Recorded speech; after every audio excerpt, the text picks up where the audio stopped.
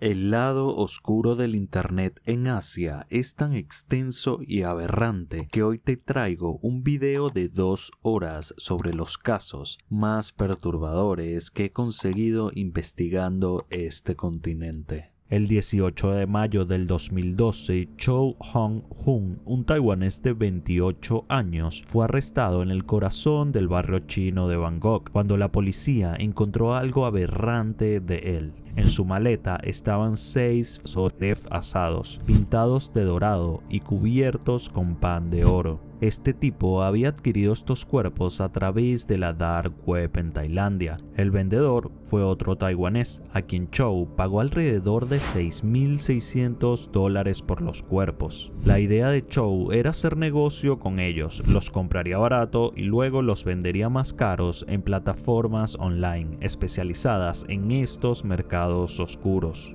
Pero ¿por qué estaban asados y pintados de dorado? Todo tenía que ver con una superstición llamada Kumantong o Niño Dorado, un fetiche esotérico que, según la creencia de algunas personas en el sudeste asiático, son amuletos que contienen el espíritu de un niño, pero no cualquier niño, sino uno desvivido. Según esta creencia, traen buena suerte y protegen a quienes lo alimentan y cuidan. Aunque suena raro, estos amuletos son figuras que tienen un mercado negro bastante activo, especialmente en internet, y no solo en Tailandia, sino también en países cercanos. De hecho, la dark web ha facilitado el crecimiento de todo un comercio ilegal de cuerpos y rituales oscuros para que personas supersticiosas y sin moral compren cosas como esta. Lo peor de todo es que no estamos hablando de un caso aislado, esto ha sucedido en más de una ocasión. De hecho, en 2010, las autoridades tailandesas hicieron otro descubrimiento espeluznante en Bangkok.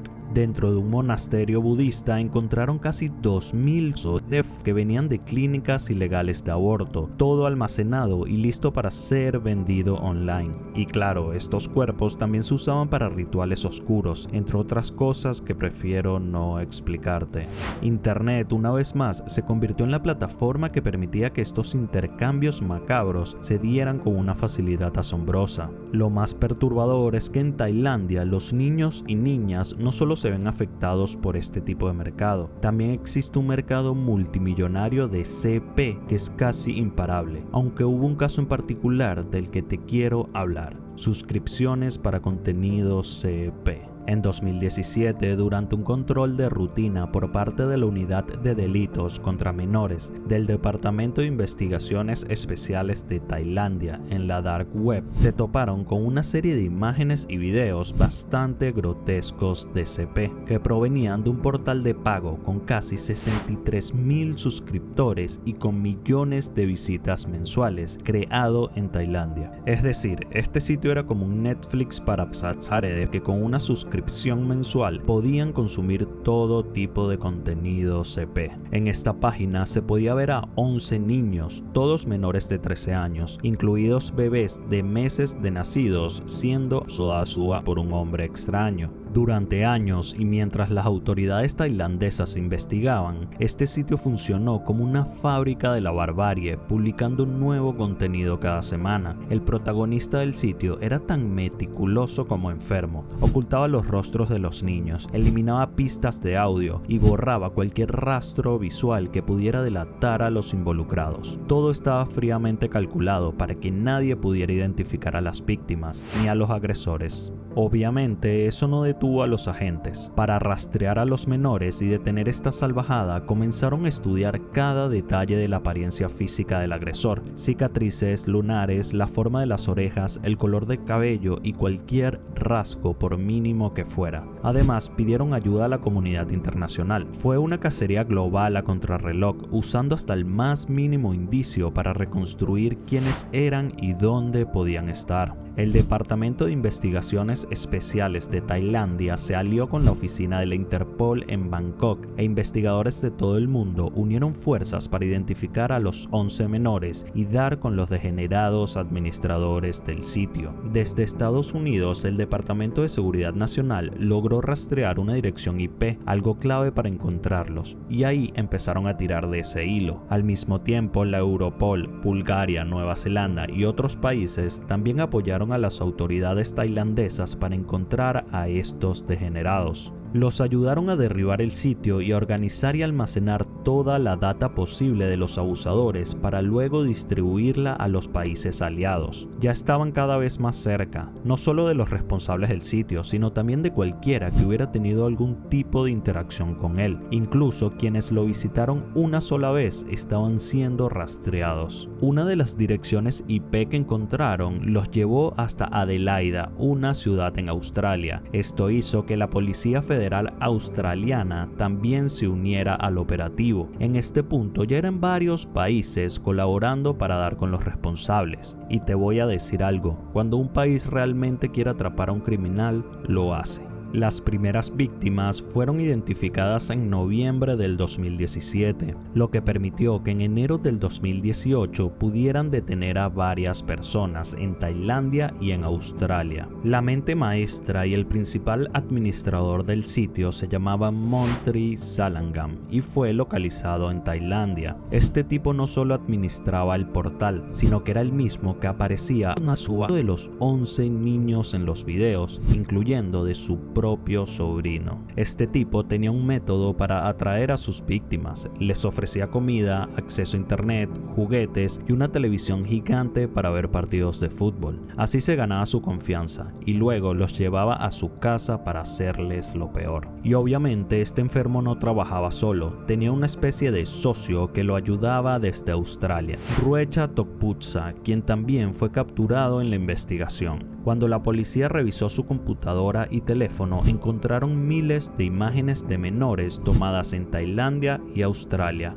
y en la mayoría se podía ver a este hombre como el agresor principal. La víctima más joven que se identificó en el juicio de este hombre en Australia tenía solo 15 meses de edad. Es decir, Ruecha Tokputsa hacía exactamente lo mismo que Salangam, pero en Australia. Lo bueno es que al final llegó la justicia. En junio del 2018, los tribunales tailandeses condenaron a Montri Salangam, el cerebro de toda esta pesadilla, y le cayeron 146 años de prisión. A este tipo le dieron la condena más larga que te puedas imaginar, y aunque le cayeron con todo, sabemos que eso nunca borrará el daño que causó. Pero igual la cosa no se quedó ahí. Resulta que un maestro de preescolar que tenía vínculos con Tokputsa también fue detenido. Este tipo recibió 36 años de cárcel por los mismos delitos de Salangam. Y para rematar, el 17 de mayo del 2019, Ruecha Tokputsa, el otro monstruo de la historia, fue condenado en Australia. Le dieron 40 años y 3 meses de prisión, convirtiéndola en la condena más larga jamás impuesta por abuso de menores en Australia. A mí me parece poco por lo que hizo. El juez, después de dictar la sentencia, literalmente dijo: los delitos cometidos por este hombre lo convierten en la peor pesadilla de los niños y en el peor terror de los padres. Gracias a esta operación se logró rescatar a 50 niños y arrestar a 9 personas involucradas en esta red internacional de CP. Algo bueno que podemos rescatar de este caso es que fue un punto de partida de una serie de investigaciones que se han extendido por todo el mundo, en donde han capturado a muchas más personas involucradas con la distribución de contenido CP en Tailandia, Australia y Estados Unidos. Y la verdad es que los niños no son los únicos afectados por el lado oscuro del internet en Tailandia. Hombres y mujeres adultos también son víctimas de cosas bastante turbias, como los campos de esclavos cibernéticos.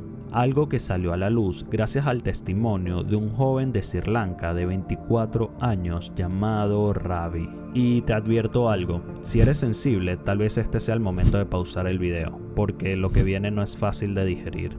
Me quitaron la ropa, me obligaron a sentarme en una silla y me aplicaron descargas eléctricas en la pierna. Pensé que era el fin de mi vida. Pero ¿cómo llegó Ravi a este punto? Había viajado a Tailandia tras aceptar una oferta de trabajo en una supuesta empresa de tecnología con sede en Bangkok. Sin embargo, al llegar se dio cuenta de que nada era lo que le prometieron. Al principio fue recibido por la empresa y alojado en un hotel junto a otras personas que al parecer también habían sido contratadas. Ese mismo día, todo el grupo fue entregado a 2 hombres armados y justo ahí inició su pesadilla. Estos hombres los llevaron cerca de la frontera con Myanmar, cruzando el río Moey, para llegar al infierno donde estuvieron por meses. Estábamos aterrados. Alrededor de 40 hombres y mujeres jóvenes, incluidos tailandeses, personas de Pakistán, India, Bangladesh y países africanos, estaban encerrados conmigo en este campamento que parecía un campo de concentración de la Segunda Guerra Mundial.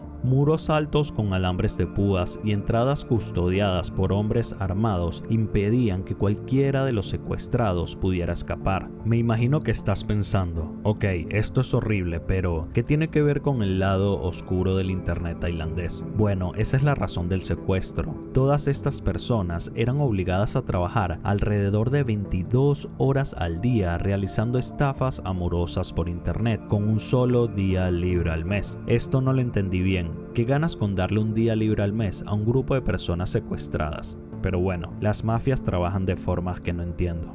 Pasé 16 días en una celda por no querer obedecerles. Solo me daban agua mezclada con colillas y cenizas de cigarro para beber. Me golpeaban, me electrocutaban y me obligaban a ver cómo torturaban a los otros secuestrados que no obedecían. En el quinto o sexto día trajeron a 2 chicas a una celda cercana y fueron abusadas por 17 hombres frente a mis ojos. Creo que eso me traumó más que cualquier daño físico que pudieron haberme hecho. La idea era que usando identidades y perfiles falsos, los secuestrados se hicieran pasar por mujeres para engañar a hombres solitarios de Estados Unidos y Europa, países en donde el poder adquisitivo es bastante alto. El modus operandi era el siguiente: si encontraban un buen objetivo, Ravi y los otros secuestrados tenían que establecer una relación romántica con ellos, coquetearles, ser simpático, tener conversaciones eróticas y mandarles fotos explícitas, las cuales eran de las chicas secuestradas en el campamento a quienes se las tomaban obligadas.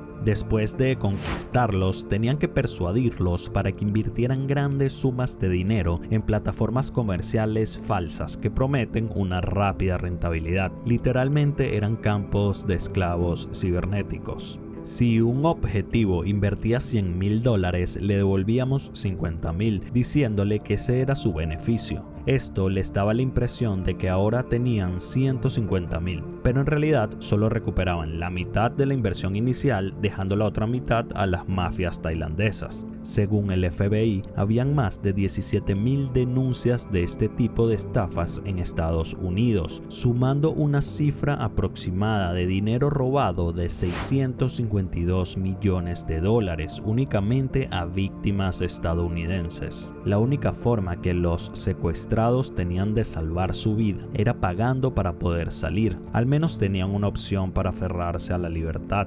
Y eso fue lo que hizo Neil Vijay, un chico indio de 21 años. Aunque el caso de este chico es un poco más cruel porque fue gracias a un amigo de la infancia de su madre que cayó en esta situación. El amigo de su madre le había prometido un trabajo como teleoperador en Bangkok, cobrándole alrededor de $1,800 como comisión para conseguirle el empleo, trabajo que obviamente no existía. Habían varias empresas dirigidas por personas de habla china. Todos eran estafadores y nos vendieron a esas mafias como si fuéramos un objeto. Cuando llegamos al campo de concentración, perdí total esperanza sobre mi vida. Si mi madre no hubiera pagado, me hubieran torturado como a los demás y seguramente ya estaría muerto. La familia de Neil pagó alrededor de $7,000 para que lo liberaran y fueron las autoridades tailandesas quienes lo ayudaron a llegar de vuelta a la India para reunirse con su familia. Pero por otra parte, Ravi seguía secuestrado y después de un mes fue vendido a otra mafia porque la empresa para la que principalmente trabajaba como esclavo había quebrado. Lo peor es que no sería la última vez. En los 6 meses que estuvo secuestrado, trabajó para 3 bandas diferentes. Cuando llegó a manos de su último jefe, Ravi lo único que les pedía era que por favor lo dejaran volver a Sri Lanka con su familia, pero obviamente no lo dejaron. Con el tiempo y la desesperación, Ravi tuvo una pelea con uno de sus jefes, lo que hizo que fuera torturado por 16 días más. Al 16º día, el jefe principal de la mafia fue a verlo y le ofreció una última oportunidad antes de matarlo. Lo que pasaba es que Ravi era bastante valioso por su conocimiento en software y su capacidad informática. No tuve elección. Para ese momento, la mitad de mi cuerpo estaba totalmente paralizada por las torturas. Durante otros 4 meses, Ravi se encargó de gestionar cuentas de Facebook, VPN, apps de inteligencia artificial y cámaras de video 3D que usaban para las estafas. Después de tanta insistencia para que lo liberaran, el jefe de la mafia accedió solo con la condición de que pagara un rescate de $2.650, dinero que consiguió gracias a que le permitieron comunicarse con su familia, la cual tuvo que pedir un préstamo y poner su casa como garantía. Y sí, aunque no lo creas, Ravi fue liberado después de pasar casi 6 meses en el infierno. Actualmente trabajo día y noche en un taller para poder pagar la deuda que me dejó el rescate. Y lo peor es que Ravi solo es un caso de los miles que existen en estos campos de esclavos cibernéticos. Además, que lo más escalofriante de todo esto es que detrás de las pantallas, del Wi-Fi y de las plataformas que usamos todos los días, hay un submundo donde la vida humana vale menos que una suscripción, donde niños son vistos como mercancía, donde los cuerpos se venden para rituales y donde el fraude, el abuso y el sufrimiento están a un solo clic de distancia. Lo más turbio del internet de Japón es que no esperas que las cosas puedan ponerse peor. Piensas que existe un límite para tanta crueldad, pero no lo hay, o por lo menos yo no lo conseguí. El lado oscuro del internet en Japón es tan directo, frontal y sin vergüenza que hay casos donde las personas reclutan criminales en plataformas online como si estuvieran contratando a un empleado común para una empresa. Este tipo de negocios se llama Yami Baito, que significa literalmente trabajo clandestino o trabajo negro. Lo más inquietante es que estos supuestos empleos se publican en redes sociales, apps de mensajería y foros sin ningún tipo de pudor. Y lo turbio no es que puedas conseguir criminales por encargo en internet, sino todo de lo que son capaces de hacer cuando los contratas. El 16 de octubre del 2024, una mujer de la ciudad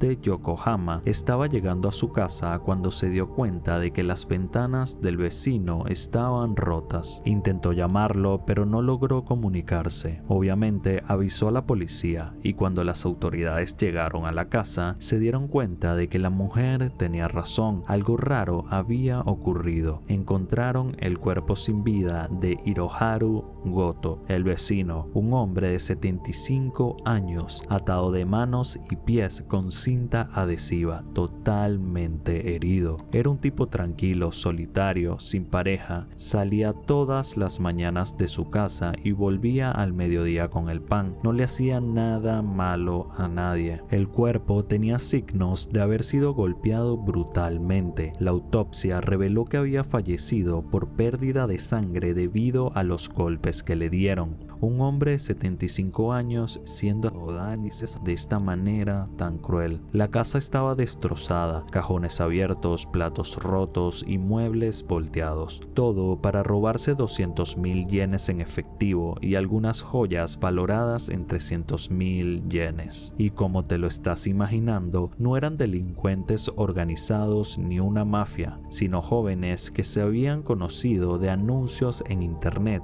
buscando trabajos rápidos. A los pocos días capturaron a Masuki Takarada, de 22 años, que confesó haber participado en el análisis después de ser reclutado mediante una oferta de Yami Baito. Según él, al principio pensó que se trataba de un trabajo legítimo. Posteriormente se dio cuenta de su naturaleza criminal y que no se negó porque le dio miedo. Además de Masuki Takarada, la policía japonesa arrestó a una mujer de 30 años llamada Mio Kimoto, que fue encontrada con parte del dinero robado. Según su testimonio, ella no sabía que ese dinero provenía de un crimen, que simplemente lo recogió porque alguien se lo pidió a cambio de 15.000 yenes. Pero a pesar de estos arrestos, nunca se supo quién era la persona que los contrató para atacar al pobre anciano. Todos los culpables dijeron que habían sido contactados por medio de anuncios en redes sociales que ofrecían trabajos bien pagados sin especificar en qué consistían. Y eso es una de las peores cosas de la práctica de闇バイト. Que sea por redes sociales y sitios web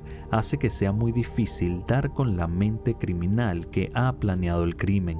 Y este no fue un caso aislado. En la ciudad de Shizuoka, el 26 de mayo del 2018, Mayuko Uchiyama, una enfermera de 29 años, salió tranquilamente del gimnasio cuando notó que dos hombres la estaban siguiendo. Cuando se dio cuenta de lo que ocurría, aceleró el paso y se dirigió rápidamente hacia su auto, pero justo al llegar, los hombres la alcanzaron. La golpearon varias veces, se metieron con ella en el vehículo y se la llevaron por la fuerza. Durante casi 2 semanas, nadie sabía nada de la pobre Mayuko, hasta que el 9 de junio la policía encontró su cuerpo sin vida, completamente maltratado y enterrado en un bosque remoto de Fujieda. Los responsables eran Mitsuru Suzuki y Motoki Ito. La habían secuestrado por encargo de un desconocido que los contactó por internet. No sabían quién era Mayuko, no les importaba, solo siguieron instrucciones a cambio de una promesa de dinero. Los dos admitieron haberla secuestrado, pero negaron haberle hecho algo. Ellos simplemente se la entregaron al hombre que les solicitó el trabajo, y más nunca supieron de ella, o por lo menos eso es lo que aseguran. Hasta hoy nadie sabe quién torturó y asesinó a Mayuko Uchiyama. Pero ¿cómo funciona exactamente este sistema?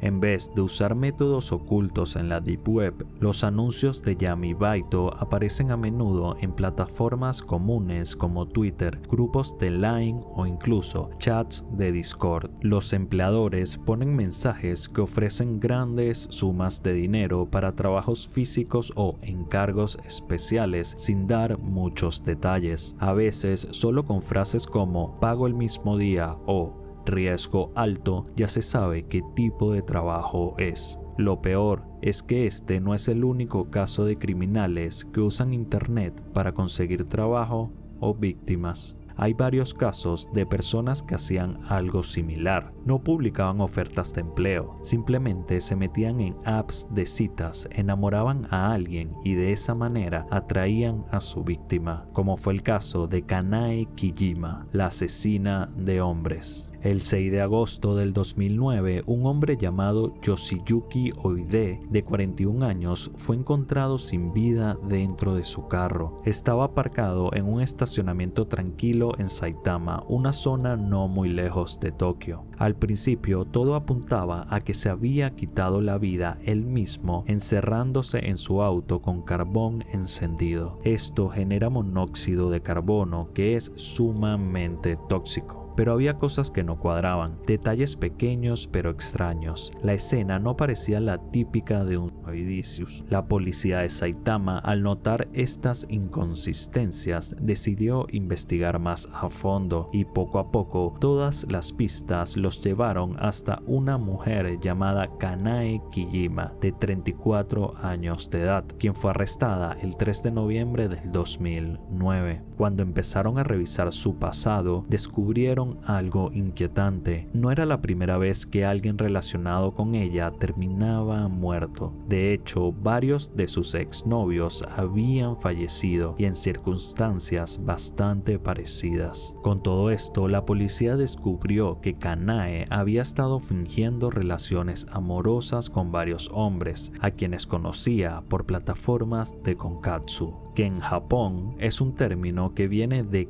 Kekon Katsudo, que significa actividad para buscar matrimonio, es decir, sitios web donde hombres y mujeres se inscriben con la intención de conseguir a alguien para casarse. Es algo más formal que Tinder o algo así. En teoría es para encontrar pareja seria. Kanae usaba estas plataformas para presentarse como una mujer amable, cariñosa, sumisa e interesada en el matrimonio, pero su objetivo era otro: aprovecharse de hombres solitarios, muchos de ellos con dinero, para sacarles lo que pudiera, luego préstamos y al final grandes sumas de dinero, al punto de llegar a conseguir más de 100 millones de yenes, alrededor de $700,000.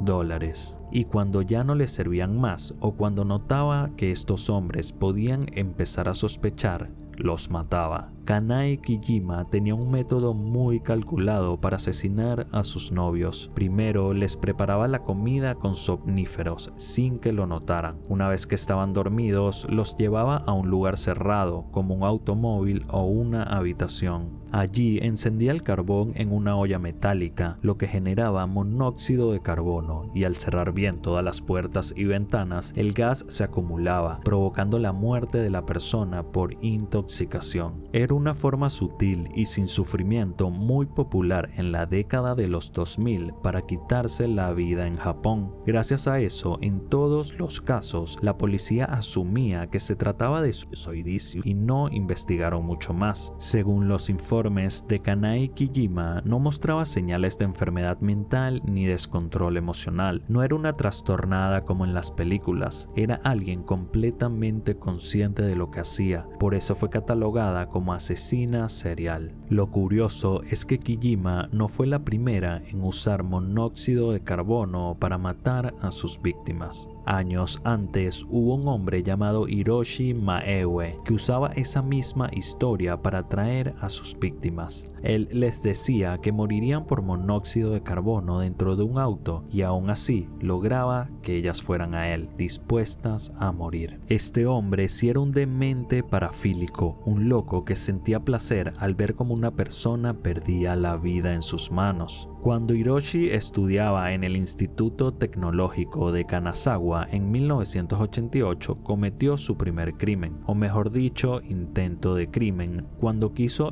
alunarse a un estudiante sin razón aparente, pero este chico logró escapar. Obviamente lo denunció con las autoridades de la universidad y fue expulsado. Su primer intento había fracasado rotundamente. Después de unos años, Hiroshi no había tenido inconvenientes hasta 1995, que volvió a intentar alunarse a un compañero, pero esta vez de trabajo, y que igualmente también fracasó. Su compañero logró escaparse de él a pesar de haber sido brutalmente golpeado por Hiroshi. Obviamente esta vez fue denunciado a la policía, arrestado y acusado de agresión. Pasó algunos meses en prisión, pero al poco tiempo volvió a la libertad. En 2001, sabiendo que había fracasado intentando asfixiar a hombres, intentó estrangular a 2 mujeres, seguro pensando que esta vez iba a poder cumplir su fantasía, pero aunque no lo creas, las 2 mujeres también lograron escaparse. Cuando lo volvieron a capturar por esto, solo le dieron 1 año en prisión, y por si no hubiera sido suficiente, lo liberaron antes por su buena conducta. Obviamente ese tiempo encarcelado no sirvió para nada, ya que en 2002, inmediatamente después de ser liberado, otra vez intentó alunar a alguien, esta vez a un chico de secundaria con quien tampoco tuvo éxito. Todas sus víctimas lograban escapar. No sé quién es más inútil, si este tipo o la policía que lo dejaba libre cada vez que lo capturaba. Esta vez pasó más tiempo en prisión, aunque tampoco le sirvió para nada, porque en 2005, después de volver a ser liberado, al darse cuenta de que era un inútil como asesino serial, buscó la forma de escalar sus crímenes, sabiendo que si por fin lograba matar a su víctima, esta no podría denunciarlo de nuevo con la policía. Y en ese momento fue cuando Hiroshi, navegando en internet, se encontró con un foro de pactos adicius, foros muy populares en la década de los 2000 en Japón, donde personas que estaban pasando por momentos difíciles, gente que se siente sola, deprimida o que piensa que no tiene salida, se juntan para hablar de sus problemas. Pero no solo es para desahogarse o buscar ayuda, como pasa en otros espacios. Estos foros eran diferentes. Muchas veces la idea era encontrar a alguien que también quisiera quitarse la vida, para hacerlo juntos. La lógica detrás de esto es bastante turbia, Para algunas personas, el miedo a morir solas o el sentimiento de no ser comprendidas es tan fuerte que buscan a alguien con quien compartir ese momento final. Así que escriben mensajes en estos foros diciendo cosas como "Quiero morir, pero no quiero hacerlo solo", o "busco a alguien que quiera estar conmigo". Y lo más perturbador es que del otro lado de la pantalla hay muchas personas que responden aceptando estas propuestas. Y aquí es donde Hiroshi usaba la excusa del dióxido de carbono para atraer a sus víctimas y por fin cumplir sus deseos más asquerosos. Un día, navegando por esos foros, contactó con una chica de 26 años llamada Michiko Nagamoto para decirle que él también quería autodestruirse, pero que no quería hacerlo solo y que se unieran en un pacto sadicius. Obviamente Hiroshi no tenía intenciones de hacer eso, todo era una mentira para atraer a su víctima. Esta vez logró su enfermo cometido, lunarse a la pobre Nagamoto. Ahí empezó la locura de Hiroshi. Consiguió la fórmula perfecta para encontrar víctimas, un portal web con personas con muchos problemas, sumamente manipulables y muy débiles mentalmente. Para mayo del 2005 ya tenía su segunda víctima, un chico de 14 años con quien había hablado durante semanas por el foro. Con él se encontró cerca de una montaña de Izumi en Osaka, diciéndole que quería tener un pacto, para luego lunarse hasta matarlo. Y asimismo hizo con otro chico de 21 años. Pero mientras cometía estos crímenes, Hiroshi ya estaba en la mira de la policía desde que asesinó a Nagamoto. Habían encontrado en la computadora de ella varios correos donde hablaba con Hiroshi sobre el supuesto pacto de autodestrucción. Eso fue lo que lo delató. Finalmente, en agosto del 2005 lo arrestaron. 2 años después, en 2007, fue condenado a pena de muerte. Hiroshi no mostró arrepentimiento y renunció a apelar su condena, así que fue ejecutado en 2009. Y antes de continuar, me gustaría comentarte algo importante para mí. Ya hay Patreon. Ahí puedes ver los videos un día antes de que se estrenen en YouTube. Ingresar a la comunidad privada donde podremos hablar sin filtros. También comparto análisis y opiniones personales sobre cada video. Y además puedes votar por el próximo país que voy a investigar. El link está en la descripción.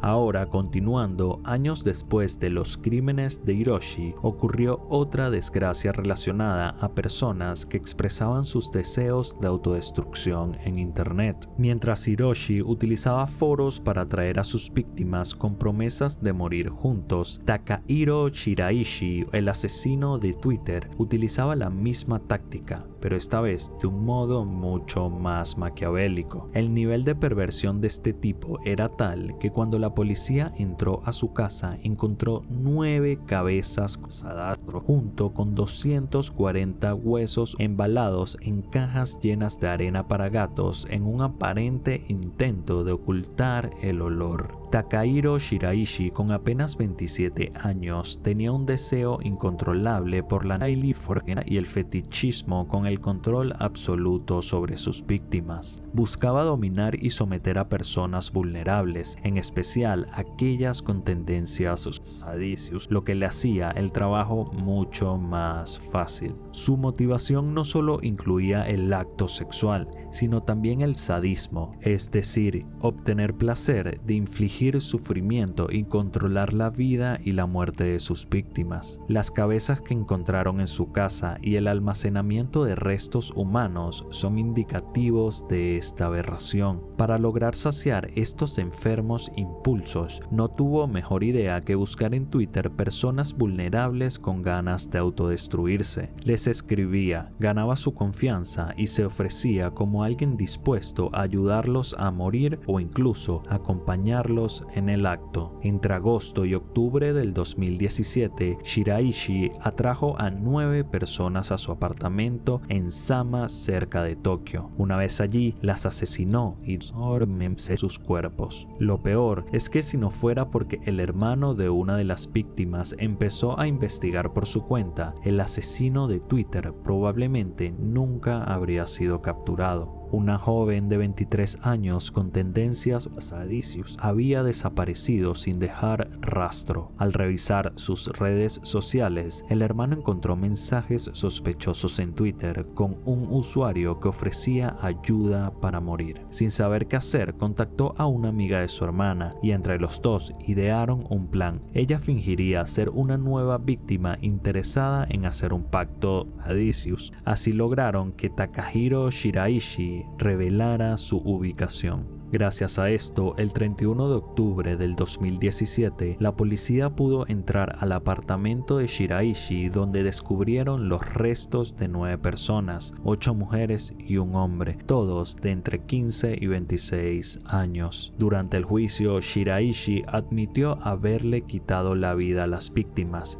pero que él no era un asesino, porque simplemente ayudó a personas que ya no querían vivir. Pero claro, no solo las ayudó, de ellas sin vida, los cuerpos. Takahiro Shiraishi fue condenado a en diciembre del 2020, pero su historia dejó al país con una pregunta que todavía resuena: ¿hasta qué punto las redes sociales pueden ser cómplices silenciosas del lado más oscuro del ser humano? Porque en Japón, como en muchos otros países, el internet no solo conecta, también aísla, manipula y muchas veces mata. Pensé que ya nada en internet podía afectarme hasta que entré al lado oscuro del internet en la India. Hay cosas que sinceramente no sé cómo siguen existiendo, pero ya es demasiado tarde para olvidarlas y ahora también es demasiado tarde para ti, porque vas a verlas conmigo.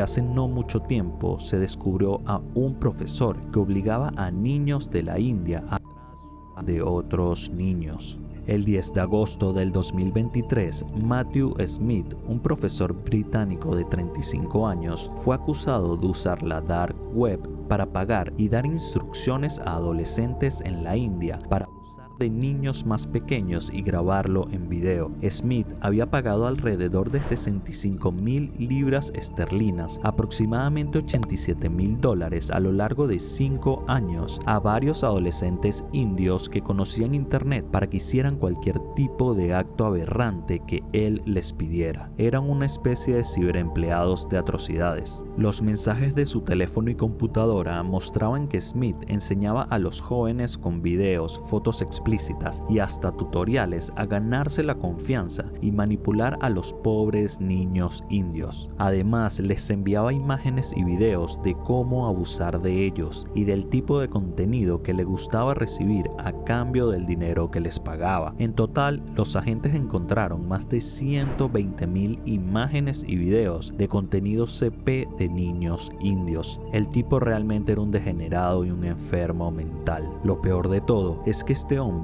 trabajó en orfanatos y ONGs en la India desde el 2007 al 2014, para después mudarse a Nepal y trabajar en una escuela como profesor. Imagínate todas las atrocidades que llegó a hacer sin que nadie se diera cuenta. Después de hacer aberraciones en todo el sur de Asia durante años, en julio del 2022, Matthew Smith volvió a Londres, donde había crecido, para trabajar en una escuela primaria como subdirector y responsable de atención pastoral. Además, había publicado un anuncio en línea buscando un piso compartido, diciendo que era profesor y podía ayudar en el cuidado de los niños de la casa. Imagínate ser una madre y meter a este enfermo en tu casa sin darte cuenta. Según la NSA, la Agencia Nacional del Crimen de Reino Unido, justo en el momento de su arresto, Smith estaba conectado en la dark web hablando con un adolescente indio pidiéndole que le enviara imágenes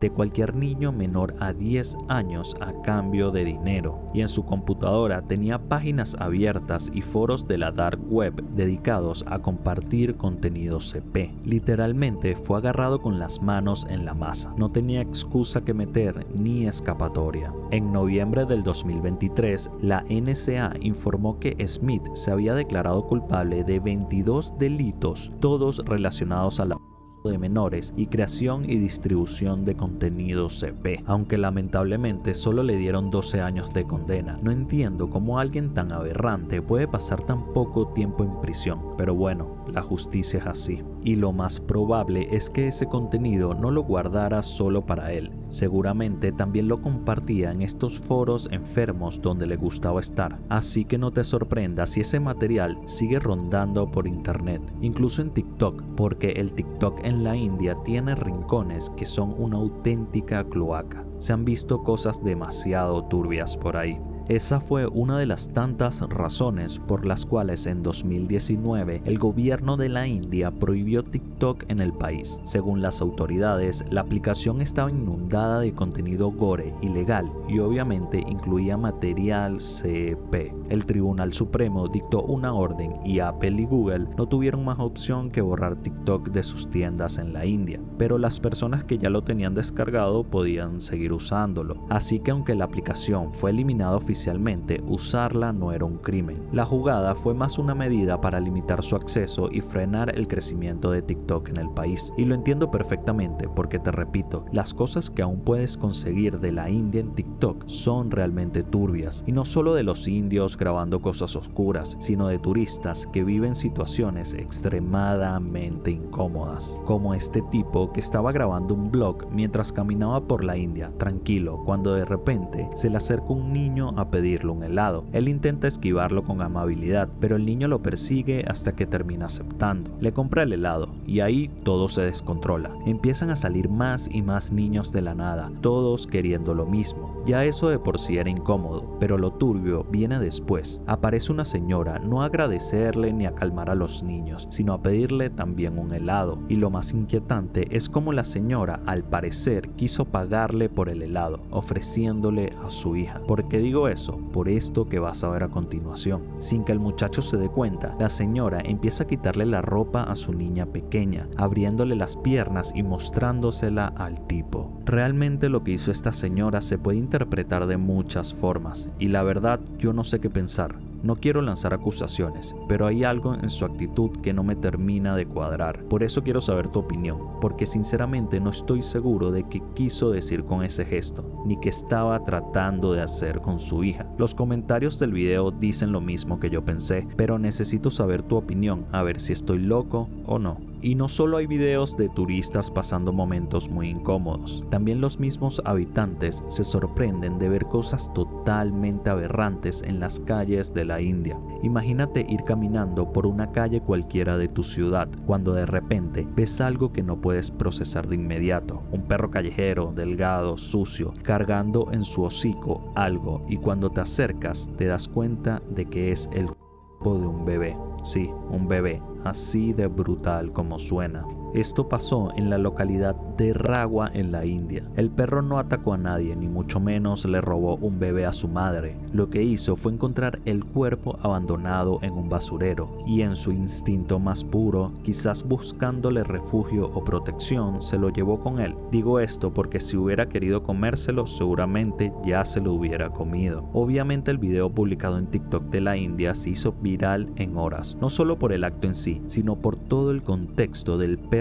con el bebé en la boca. ¿Qué clase de abandono, de negligencia, de horror tuvo que pasar para que un bebé terminara así, en la boca de un perro callejero, como si se tratara de un objeto roto, y que fuera un animal sin hogar quien le diera más dignidad que cualquier ser humano? Pero lo más fuerte de todo esto es que no es un hecho aislado, es la evidencia de que algo no está nada bien en la India ni con los indios, y que en sus calles pasan cosas bastante grotescas que se suben a TikTok sin ningún tipo de restricción. Por ejemplo, también se hizo viral un video sumamente desagradable de un hombre orinando en la cara de un niño en la calle. Pero ¿por qué motivo un hombre va a humillar a un niño de tal manera? Al parecer, porque pertenece a una casta superior, lo que le da la autoridad para degradarlo orinándole en la cara. Y esto es una realidad en la India. El tema de las castas es algo bastante común y algo muy triste de la cultura hindú. Es una forma antigua de clasificar a las personas en diferentes grupos según el lugar en el que nacen. En la religión del hinduismo se cree que los seres humanos fueron creados por Brahma el dios creador, usando distintas partes de su cuerpo. Según esta creencia, el lugar donde naces decide a qué grupo perteneces. Además, hay reglas que dicen que una persona no puede cambiar de casta durante su vida, y estas reglas se consideran muy importantes por parte de los creyentes, por lo que cualquier persona de una casta superior a la tuya puede hacer contigo lo que le da la gana y tú tienes que aceptarlo. Hay religiones que de verdad son un asco, y no solo las religiones, la sociedad india en sí es bastante bizarra. Algunos son como animales salvajes que no razonan lo que hacen, y gracias a eso cometen actos aberrantes pensando que es lo correcto o lo normal, como fue el caso del linchamiento de 2 hombres inocentes gracias a una noticia falsa de WhatsApp. En el internet indio empezó a correr un video grabado con un celular donde se muestra a 2 hombres llenos de sangre rogando por su vida. Minutos después los mató una turba de gente en plena calle solo porque alguien compartió un rumor en Facebook y WhatsApp. Los pobres hombres eran un músico de 29 años y un empresario de 30, jóvenes con estudios, buena vida y amigos desde siempre. El día del linchamiento estaban volviendo en carro de una salida a una cascada popular cerca de su ciudad en Assam, al noreste de India. Un plan tranquilo de amigos un domingo. Pero lo que no sabían era que en esa misma zona estaban corriendo mensajes falsos por redes sociales. Decían que habían traficantes de niños rondando por el lugar, y en este tipo de pueblos, distritos pobres, rurales y bastante aislados, la gente no se anda con dudas. Lo que aparece en WhatsApp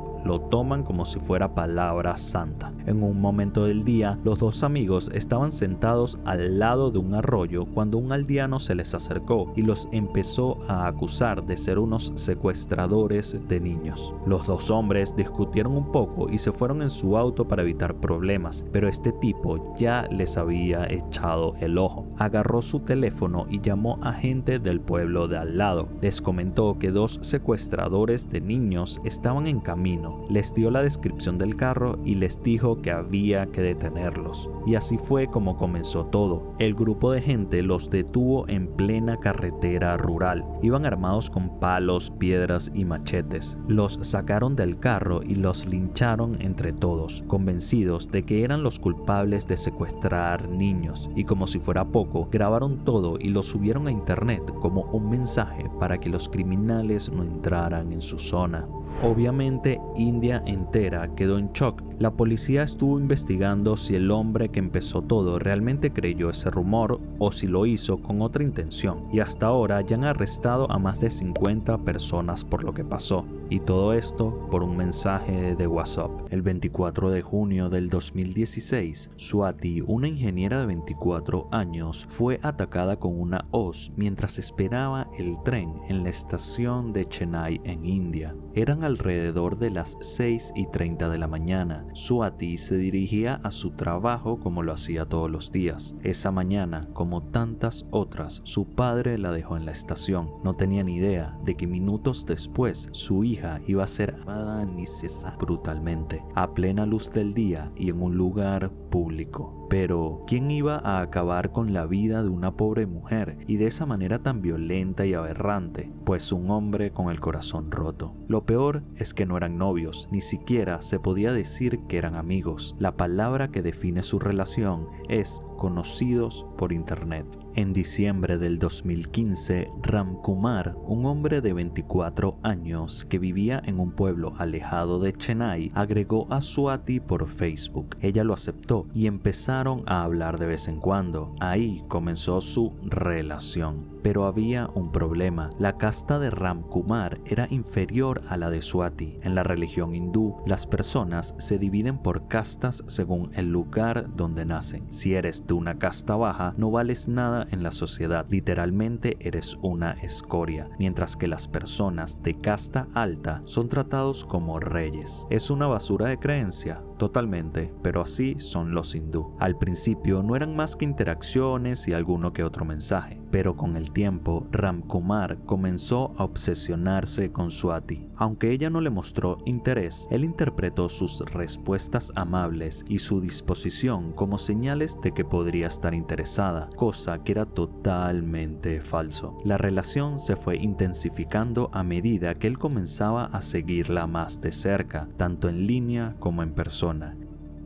Ram Kumar no estaba dispuesto a esperar a que la relación se diera de forma natural. En lugar de aceptar el rechazo y alejarse, tomó una decisión extrema. Decidió mudarse de su pueblo natal a Chennai, con el único propósito de estar más cerca de Swati. Es decir, recorrió más de 600 kilómetros solo para mudarse cerca del amor de su vida. Alquiló una habitación en una casa al lado de la estación donde ella tomaba el tren todos los días para ir a trabajar. Cuando se asentó en Chennai, intentó contactarse con Swati de varias maneras, pero ella obviamente ya había notado que era un loco obsesivo, por lo que dejó de responderle los mensajes y empezó a alejarse completamente de él. En un momento de locura, Ram Kumar empezó a perseguir por la calle a Swati. Ella le decía que la dejara en paz, pero él seguía acosándola, hasta un momento en que Swati se obstinó. Le dio una cachetada y le dijo que se alejara de ella, que no quería saber más de él.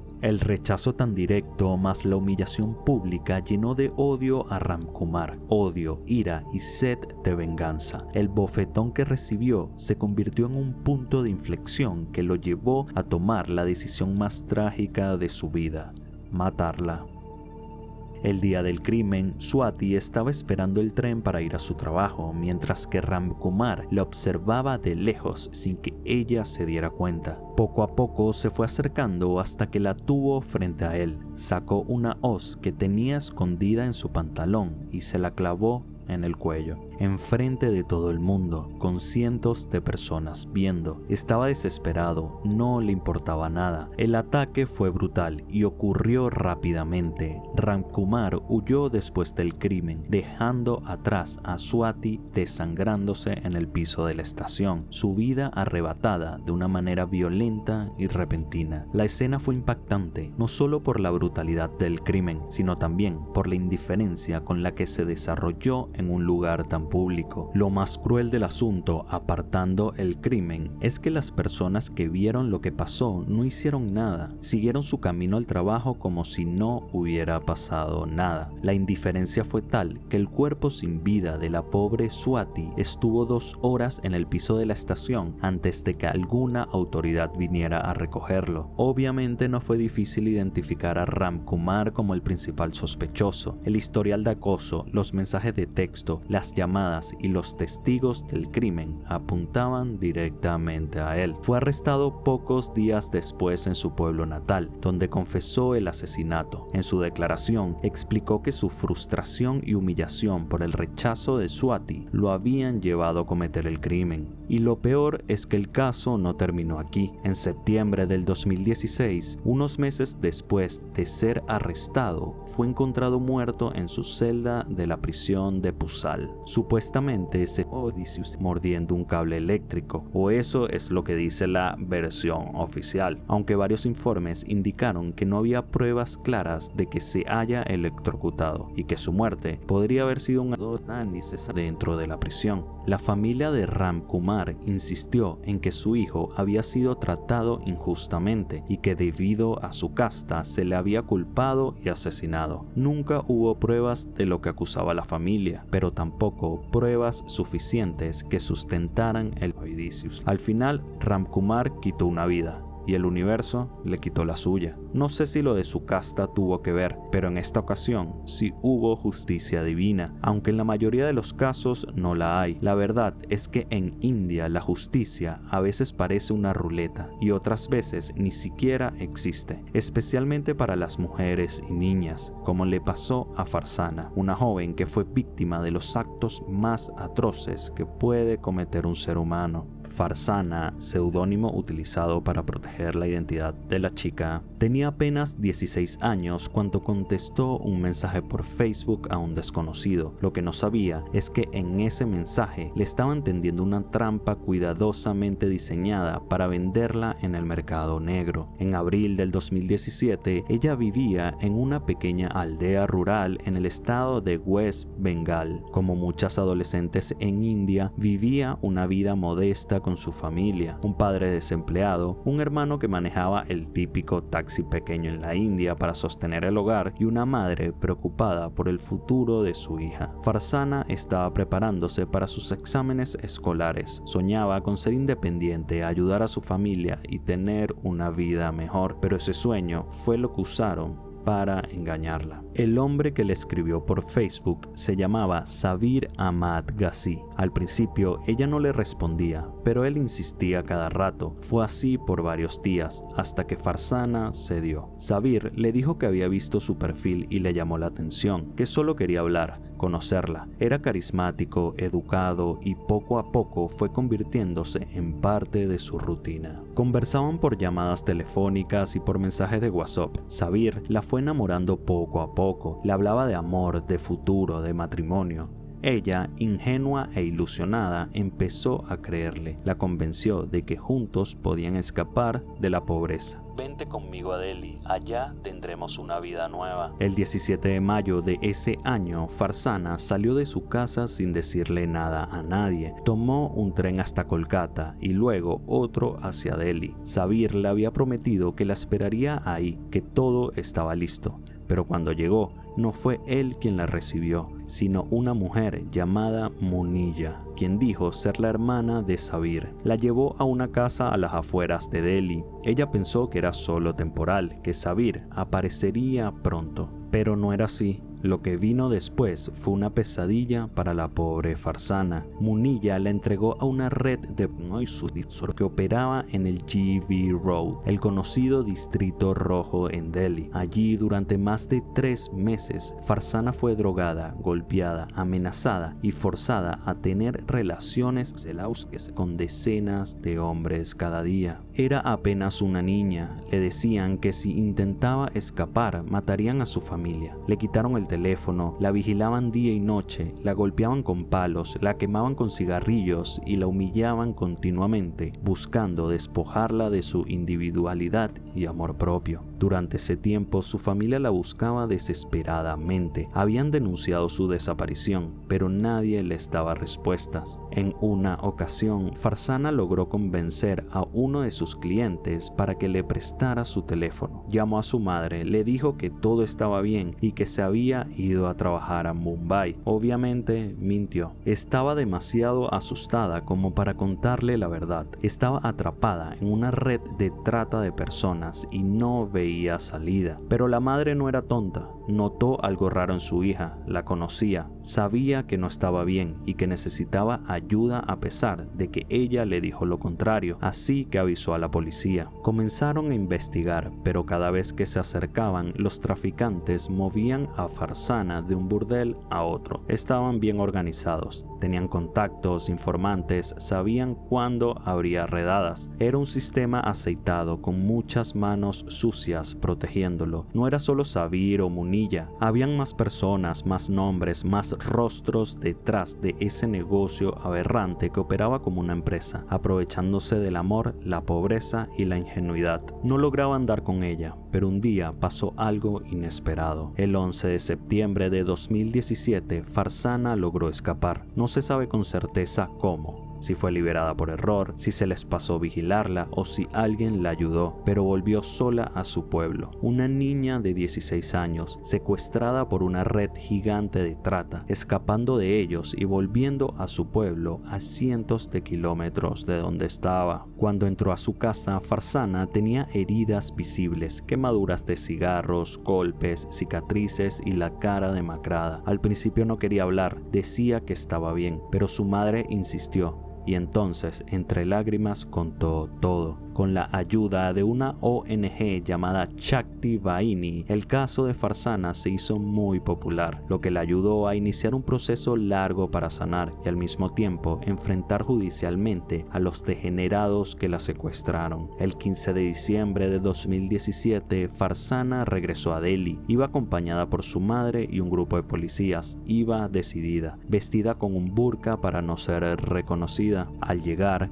guió a los agentes hasta la casa donde Munilla la había tenido prisionera. Reconoció la entrada, la misma puerta por la que había cruzado creyendo que empezaba su nueva vida. Munilla estaba dentro y cuando Farzana la vio, entró en un ataque de pánico y en ese momento lograron arrestarla. Con el tiempo dieron con alguno que otro degenerado involucrado en el mercado de trata de la India, aunque a sol de hoy el negocio sigue existiendo y cada vez son más las víctimas que son abusadas por estos enfermos. Y mientras esto ocurría en Delhi, a unos kilómetros de allí, en la ciudad de Ghaziabad, otro caso completamente distinto pero igual de perturbador salía a la luz. No se trataba de trata de personas, sino de algo oscuro y surreal. 4 enfermos habían a un hombre, arrancado la cabeza y usado su cráneo para realizar un ritual de magia negra. Lo más llamativo es que estas personas no aprendieron estas prácticas en tradiciones antiguas ni en sus pueblos. Lo habían aprendido viendo videos en YouTube. Y sí, en YouTube hay tutoriales para hacer trabajos de magia negra. Todo comenzó cuando la policía recibió una denuncia por la desaparición de Raju Kumar Shah, un hombre de 29 años. Al investigar, encontraron evidencias que vinculaban a 4 sospechosos con su desaparición. En un allanamiento en la casa de uno de ellos, descubrieron objetos usados para los rituales, velas, símbolos, fotos de Raju y otros artículos. Obviamente fueron apresados y confesaron absolutamente todo lo que habían hecho. Según ellos, necesitaban el cráneo de un hombre adulto menor de 30 años para hacer un ritual de magia negra que aprendieron en YouTube, en donde atraerían una fortuna de entre 50 y 60 millones de rupias, alrededor de $500,000.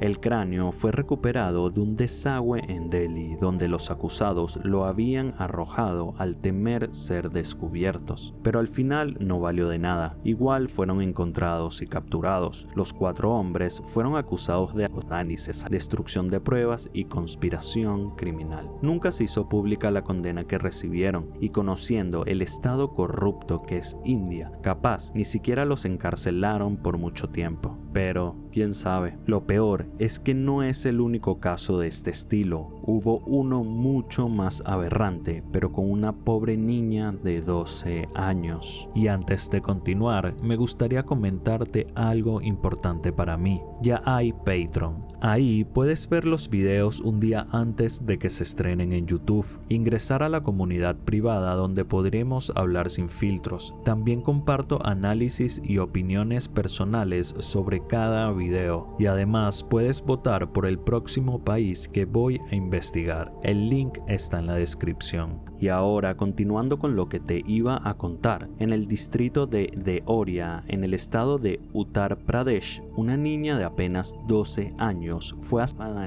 brutalmente por su tía y su tío materno, Shesnat Yavat y Savita Devi. La razón, la tía había soñado que la diosa Durga le ordenaba sacrificar a una niña virgen para curar a su hijo de 22 años, quien sufría de problemas mentales, y al parecer la mejor víctima era su pobre sobrina de 12 años. A partir de ese momento, la pareja planeó todo. Como era de esperarse, entraron a YouTube y buscaron rituales de sacrificio, como si fuera un video tutorial para preparar una receta. Aprovechando que había una boda familiar, viajaron desde Uttarakhand a Deoria, donde vivía su sobrina con sus padres. Mientras todos estaban distraídos en la ceremonia, la pareja llevó a la niña a un lugar apartado.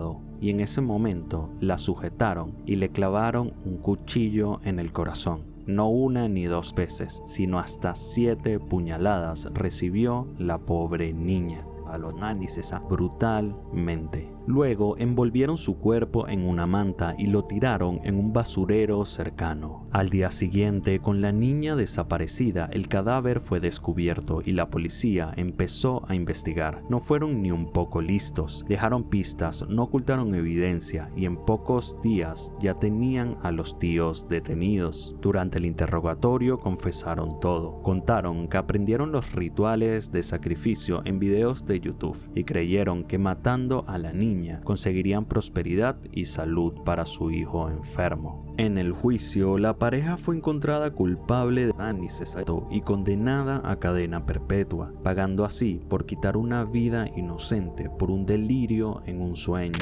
¿Cuál es el peor crimen que puede ocurrir en Internet? Tal vez el CP. Venta de personas a través de portales webs, estafas virtuales, extorsión, todos terribles. Pero en Filipinas se mezclan de una manera casi surrealista. Por eso, hoy me gustaría hablarte del lado más turbio del Internet en Filipinas. Filipinas es un paraíso para los degenerados. En este sitio las leyes son literalmente casi inexistentes cuando hablamos de CP o caldo de pollo. Por si no estás familiarizado con el término CP, está relacionado a la palabra caldo de pollo y es un código usado para buscar infantil. Las iniciales de la frase son C y P, las mismas de child. Igual sucede con frases como Club Penguin o código postal, que se utilizan como códigos para comunicarse en foros en línea sin ser baneados de la plataforma. Volviendo al tema, no es solo ahora que en Filipinas las leyes contra el CP sean casi inexistentes. Históricamente, las legislaciones contra este tipo de contenido han sido bastante débiles y en la mayoría de casos mal aplicadas. Y no es que no existan leyes en contra de esta práctica, porque está la Ley de Protección de los Niños contra la explotación, el abuso y la discriminación, y la Ley contra la infantil. Es que simplemente hay muchas lagunas y falta de recursos para que sean bien aplicadas. Además que la corrupción y la falta de capacitación de la policía filipina permite que muchos degenerados se salgan con la suya en estos casos. Y aunque el gobierno filipino ha intentado hacer algo, la realidad es que la gran demanda por este tipo de contenido y la pobreza en el país crean un entorno ideal para que los pervertidos sigan perpetuando el abuso a menores y así venderlo por altas sumas de dinero. Algo así ocurrió con el caso del famoso video de Daisy Destruction, que se llegó a ofertar en más de $10,000 por fragmento, donde se puede ver cómo le hacen cosas terribles a una pequeña de 18 meses apodada Daisy. El creador se llama Peter Scully y se hizo famoso gracias a sus crímenes relacionados con la explotación infantil en Filipinas, además de fundar la productora de CP más grande y lucrativa de la historia, llamada No Limits Fund. Gracias al universo o cualquier cosa que nos controle, este hombre fue arrestado en 2015 y condenado a 129 años de prisión en la cárcel provincial Cagayán de Oro. Lo peor de todo es que este hombre ni siquiera es filipino. Nació en Melbourne, Australia, y fue recibido en Filipinas con los brazos abiertos luego de haber sido acusado de delitos y haber robado más de $2 millones en una estafa digital. Scully sabía que Filipinas era el lugar perfecto para él, ya que había conseguido algunos contactos en el país luego de haber creado un portal web donde ponía en comunicación a prostitutas filipinas de todas las edades, y cuando digo todas las edades es todas las edades, con personas adineradas de Australia. Este tipo era un obsesivo con el negocio infantil. Cuando llegó a Filipinas, gracias a algunos contactos dentro del mundillo, conoció a una adolescente de 14 años llamada Carmen Ann Álvarez, a quien hizo su novia y cómplice de los actos aberrantes que cometía en el país. Con la ayuda de Carmen, Scully les ofrecía dinero a las menores y sus familiares a cambio de que participaran en sus grabaciones. Específicamente con la pequeña Daisy, que en realidad se llamaba Barbie, Peter convenció a la madre para que se la diera diciéndole que él era un multimillonario filántropo australiano que le gustaba cambiarle la vida a jóvenes sin recursos, dándoles educación, hogar y comida, además de ofrecerles una gran cantidad de dinero. Literalmente le compró la hija a una madre. Algo que creo que mi madre hubiera hecho conmigo si hubiera tenido la oportunidad. Bueno, volviendo al caso y dejando a un lado mis chistes malos que buscan tapar los traumas de mi infancia, se estima que Peter produjo al menos 10 horas de contenido mórbido, aunque el número específico de videos y fotos nunca se ha especificado. Como era de esperar, lo vendía en la Deep Web y sus clientes eran de todo el mundo. Él simplemente usó el internet y la falta de leyes en Filipinas para poder crear una de las mayores atrocidades conocidas en la historia de internet. Y no era él solo. Peter trabajaba con un grupo de gente bastante grande, incluyendo policías y agentes filipinos. Por eso, el internet filipino puede llegar a ser tan perturbador. Que la policía forme parte de una industria multimillonaria de contenido CP es algo inexplicable, y mira que nosotros vivimos en Latinoamérica. Hemos visto cosas bastante turbias relacionadas con la policía, pero esto es otro nivel.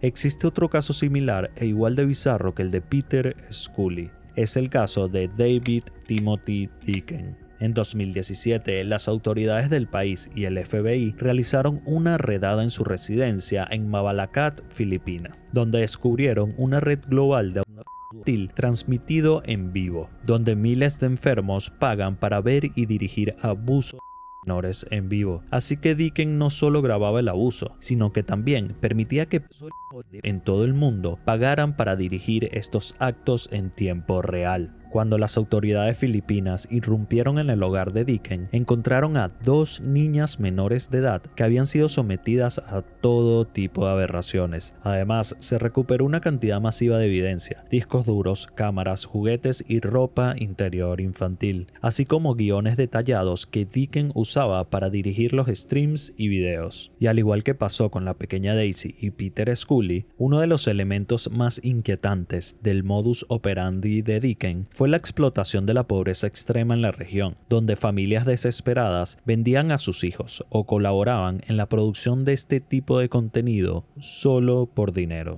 Y de nuevo, gracias al universo o cualquier cosa que controle nuestro mundo, Dicken fue condenado por múltiples cargos de abuso infantil y tráfico de personas. Y como estos, seguro habrán miles de casos habitando el internet filipino que nunca serán encontrados. Esta es una de las razones por las cuales el internet filipino es uno de los más perturbadores de todo el mundo. Realmente, las estafas amorosas suelen ser muy comunes en gran parte del mundo, pero lo de Filipinas con este tema es algo totalmente sin control. Es más, se estima que el 63% de estos engaños en el mundo son manejados directamente desde Manila, la capital de Filipinas. Las estafas amorosas se llevan a cabo por parte de personas que se crean perfiles falsos, fingen una relación amorosa con cualquier pajerín que se encuentran en internet, lo manipulan y le roban el dinero. Así que no. Catita 69 a 3 kilómetros de tu casa no es una gótica culona que quiere conocerte. En 2016 hubo un caso donde un empresario australiano de 54 años llamado David McLean conoció a Lani Manalo, una mujer soltera en busca del amor, en un sitio web de citas. Tras meses de conversaciones amorosas y fotos eróticas, Lani convenció a McLean de enviarle dinero para algunas emergencias familiares que tenía. Después de 6 meses y más de $35,000 desembolsados, McLean decidió ir a visitar al amor de su vida a Filipinas para poder darle una sorpresa y conocerla en persona, cosa que obviamente nunca pasó.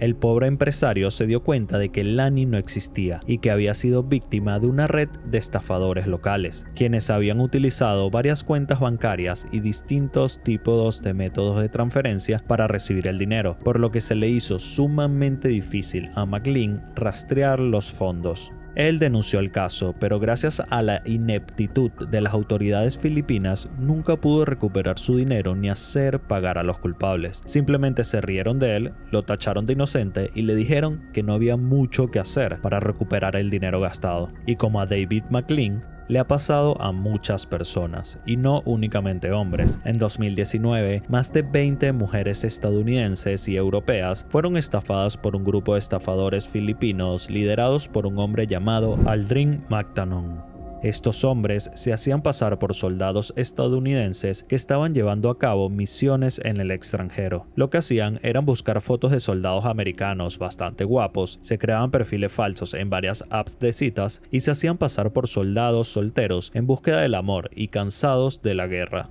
A partir de esta premisa de novela, empezaba a hablar con distintas chicas contándoles historias dramáticas y románticas, cosa que le encanta a las mujeres, y así las seducía y se ganaba su confianza. E igual que Lani Manalo, estos estafadores pasaban meses hablando con las víctimas, cultivando una relación romántica, sexual y emocional. Los supuestos soldados decían que estaban en misiones secretas en el extranjero, por lo que les era muy difícil manejar sus finanzas, así que comenzaban a pedirle dinero a las mujeres urgidas de amor, con la excusa de emergencias, problemas legales y muchas cosas más. El caso más heavy de las estafas amorosas era el de una chica que dijo haber mandado más de $100,000 a su supuesto novio soldado en un periodo de 2 años. Con el tiempo, varias mujeres se dieron cuenta de la estafa y comenzaron a denunciar el caso. Las autoridades filipinas, en conjunto con el FBI e Interpol, trabajaron para encontrar a los estafadores. Al final, en una operación llevada a cabo en julio del 2019, la policía arrestó a Aldrin McTanon y a varias personas que trabajaban con él. Incautaron computadoras y teléfonos con información sobre sus operaciones y víctimas que habían estafado. Y bueno, obviamente las mujeres estafadas nunca pudieron recuperar el dinero que gastaron en los supuestos soldados.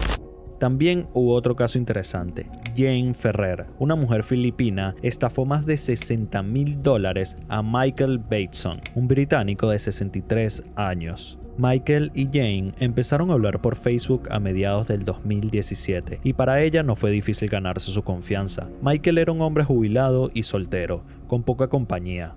A lo largo de un año, Jane se encargó de enamorarlo, tratándolo bien y enviándole todo tipo de fotos. Ella le pedía dinero constantemente, alegando que su madre estaba enferma y como su pareja, él debía apoyarla. Así, durante ese tiempo, Michael prácticamente se encargó de mantenerla. Le envió un total de $60,000 en el transcurso de un año. Es decir, aproximadamente $5,000 mensuales. Ten en cuenta que el salario promedio en Filipinas es de $400 mensuales. Jane estaba sacándole a Michael más de 10 veces lo que ganaba una persona normal en Filipinas. Una puta locura. Y bueno, como la mayoría de estos casos, cuando Michael viajó a Filipinas para conocer al amor de su vida, Jane desapareció por completo. Y a pesar de que denunció el caso a las autoridades del país, el pobre y solitario Michael jamás logró recuperar su dinero, y menos su dignidad. Y como ese, son muchos casos similares. Personas solitarias que buscan el amor en internet y terminan enviándole dinero a un señor filipino que está jugando con sus sentimientos más de lo que tu ex jugó contigo. Online Crusaders, que se traduce literalmente como cruzados en línea, son un grupo de personas que se encargan de destruir la vida a todo tipo de degenerados y criminales online. Hello, yeah, very good day to you, madam. My name is Mark, and I'm calling you from Microsoft about your computer. Madam, I'm calling you from Microsoft for your computer, alright? As we have received some security reports from your... Son una especie de vengadores de internet, así que no todo lo que consigues en el perturbador internet filipino es netamente malo.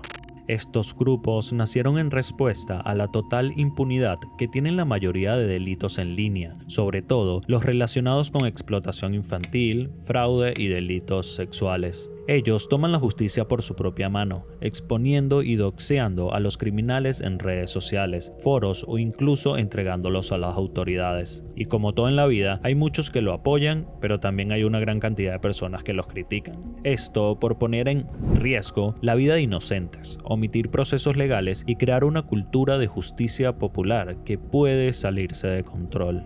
No entiendo cómo doxear criminales pone en riesgo la vida de los inocentes cuando se hace 100% bien y con pruebas. Pero bueno, existe todo tipo de moralistas raros en internet que creen tener la razón siempre. Digo, es mejor hacer esto que no hacer nada. Aunque pueden tener su punto. También hay que dejar claro que el mal doxeo puede tener consecuencias desastrosas cuando no hay suficientes pruebas. Cuando se exponen los nombres y direcciones de supuestos delincuentes, hay que estar muy seguro de que son culpables, porque no solo se pone en riesgo a ellos, sino también a sus familias, que podrían no tener nada que ver con sus crímenes.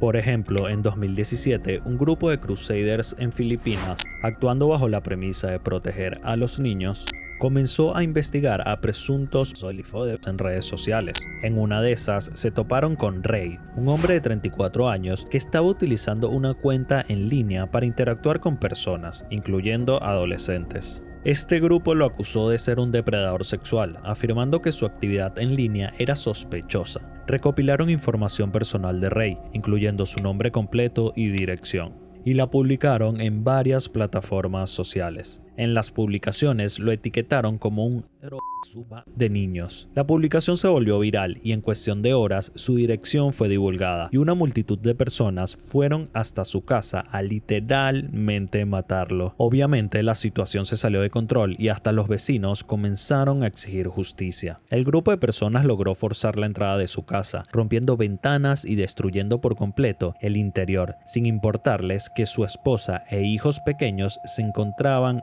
adentro. Ray junto a su familia intentaron escapar encerrándose en una habitación trasera mientras alrededor de 30 personas destruían toda su casa. Al final lograron llamar a la policía para que despejara la casa. Después de toda esta situación, las autoridades investigaron el caso y descubrieron que Ray no tenía antecedentes criminales y que las acusaciones eran falsas. Se reveló que simplemente había estado interactuando en línea de una manera que, aunque inapropiada para algunos, no era un delito. Y aunque no sé qué quieren decir con interactuar en línea de una manera inapropiada, al parecer Ray sí era inocente.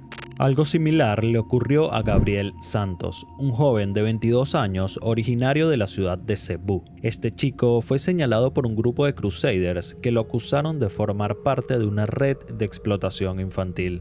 Todo empezó cuando Gabriel fue visto interactuando en varios foros de internet que eran bien conocidos por ser usados para compartir contenido ilegal, más que todo relacionado a CP y este tipo de cosas turbias. Aunque sus interacciones realmente eran inocentes, el simple hecho de estar en ese lugar del internet era bastante sospechoso para el grupo de crusaders que lo encontró. Así que estos empezaron a recolectar información personal de Gabriel, nombre completo, dirección de su casa, detalles de su familia, entre otras cosas. Esta información fue publicada en varias cuentas con bastante repercusión, junto a acusaciones que lo relacionaban con el subayo de menores. Y como suele ocurrir en estos casos, solo bastaron horas para que toda su información fuera compartida por miles de usuarios filipinos buscando una supuesta justicia.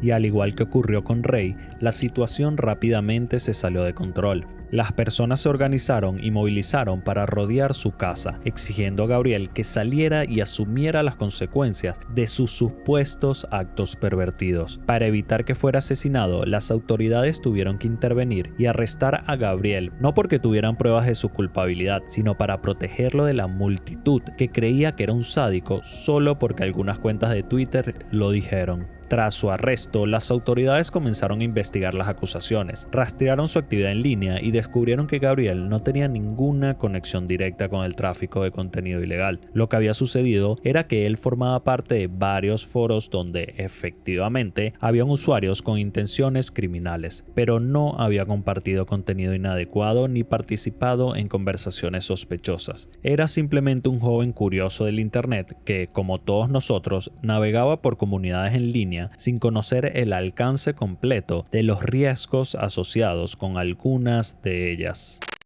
Corea del Sur es conocida por su tecnología avanzada y su cultura pop, pero lo que muchos no saben es que también es el epicentro de un internet bastante oscuro, y entre los casos más perturbadores y raros que han salido a la luz, hay uno en particular que fue sumamente fuerte.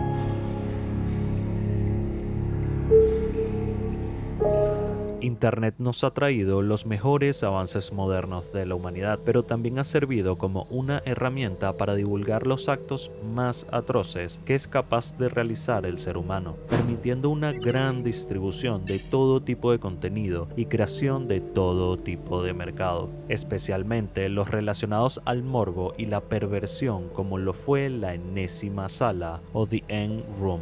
Sabemos que los asiáticos suelen ser medio pervertidos, pero lo que ocurría aquí te hace cuestionar muchas cosas. La enésima sala se trataba de una red de distribución de contenido abusivo que explotaba y degradaba a personas de todas las edades, obligándolas a realizar prácticas bastante crueles. Este caso fue bastante mediático en Corea del Sur y a nivel mundial gracias a la brutalidad y el nivel de organización de los responsables, quienes trabajaban en la clandestinidad del internet surcoreano. Por si no lo sabían, en Corea del Sur la pornografía es totalmente ilegal y desde 2019 el gobierno comenzó a aplicar filtros más estrictos para censurar todo tipo de contenido sexual explícito. Esto hizo que empezaran a surgir diferentes formas de divulgar el contenido para adultos, principalmente por servicios de mensajería como Telegram. Y sí, otra vez Telegram metido en un caso turbio. Como comenté en el video El lado oscuro de Telegram, esta app es conocida por su estricta seguridad y control de privacidad, por lo que es la plataforma perfecta para cometer o hablar de cualquier acto ilegal.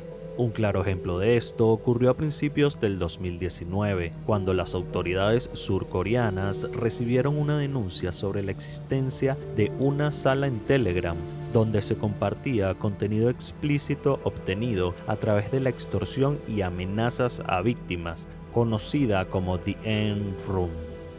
Era una sala de chat en Telegram creada y administrada por un usuario llamado GodGod, que al entrar te recibía con el siguiente mensaje. Las fotos y videos de esta sala se obtuvieron por unas mujeres que se han desviado del camino. Las chicas que no hicieron lo que se les dijo y huyeron, hagan lo que quieran. Y estoy seguro de que algunas personas aquí se unieron a ver si sus videos o fotos estaban en el chat. Tranquila. No tienes de qué preocuparte si cumpliste con lo que te pedimos. Como te comenté, cualquier contenido de índole que sea explícito es ilegal en Corea del Sur. A pesar de esto, algunas chicas, jóvenes más que todo, suben fotos y videos haciendo cosas, tú sabes a lo que me refiero, expresando sus deseos.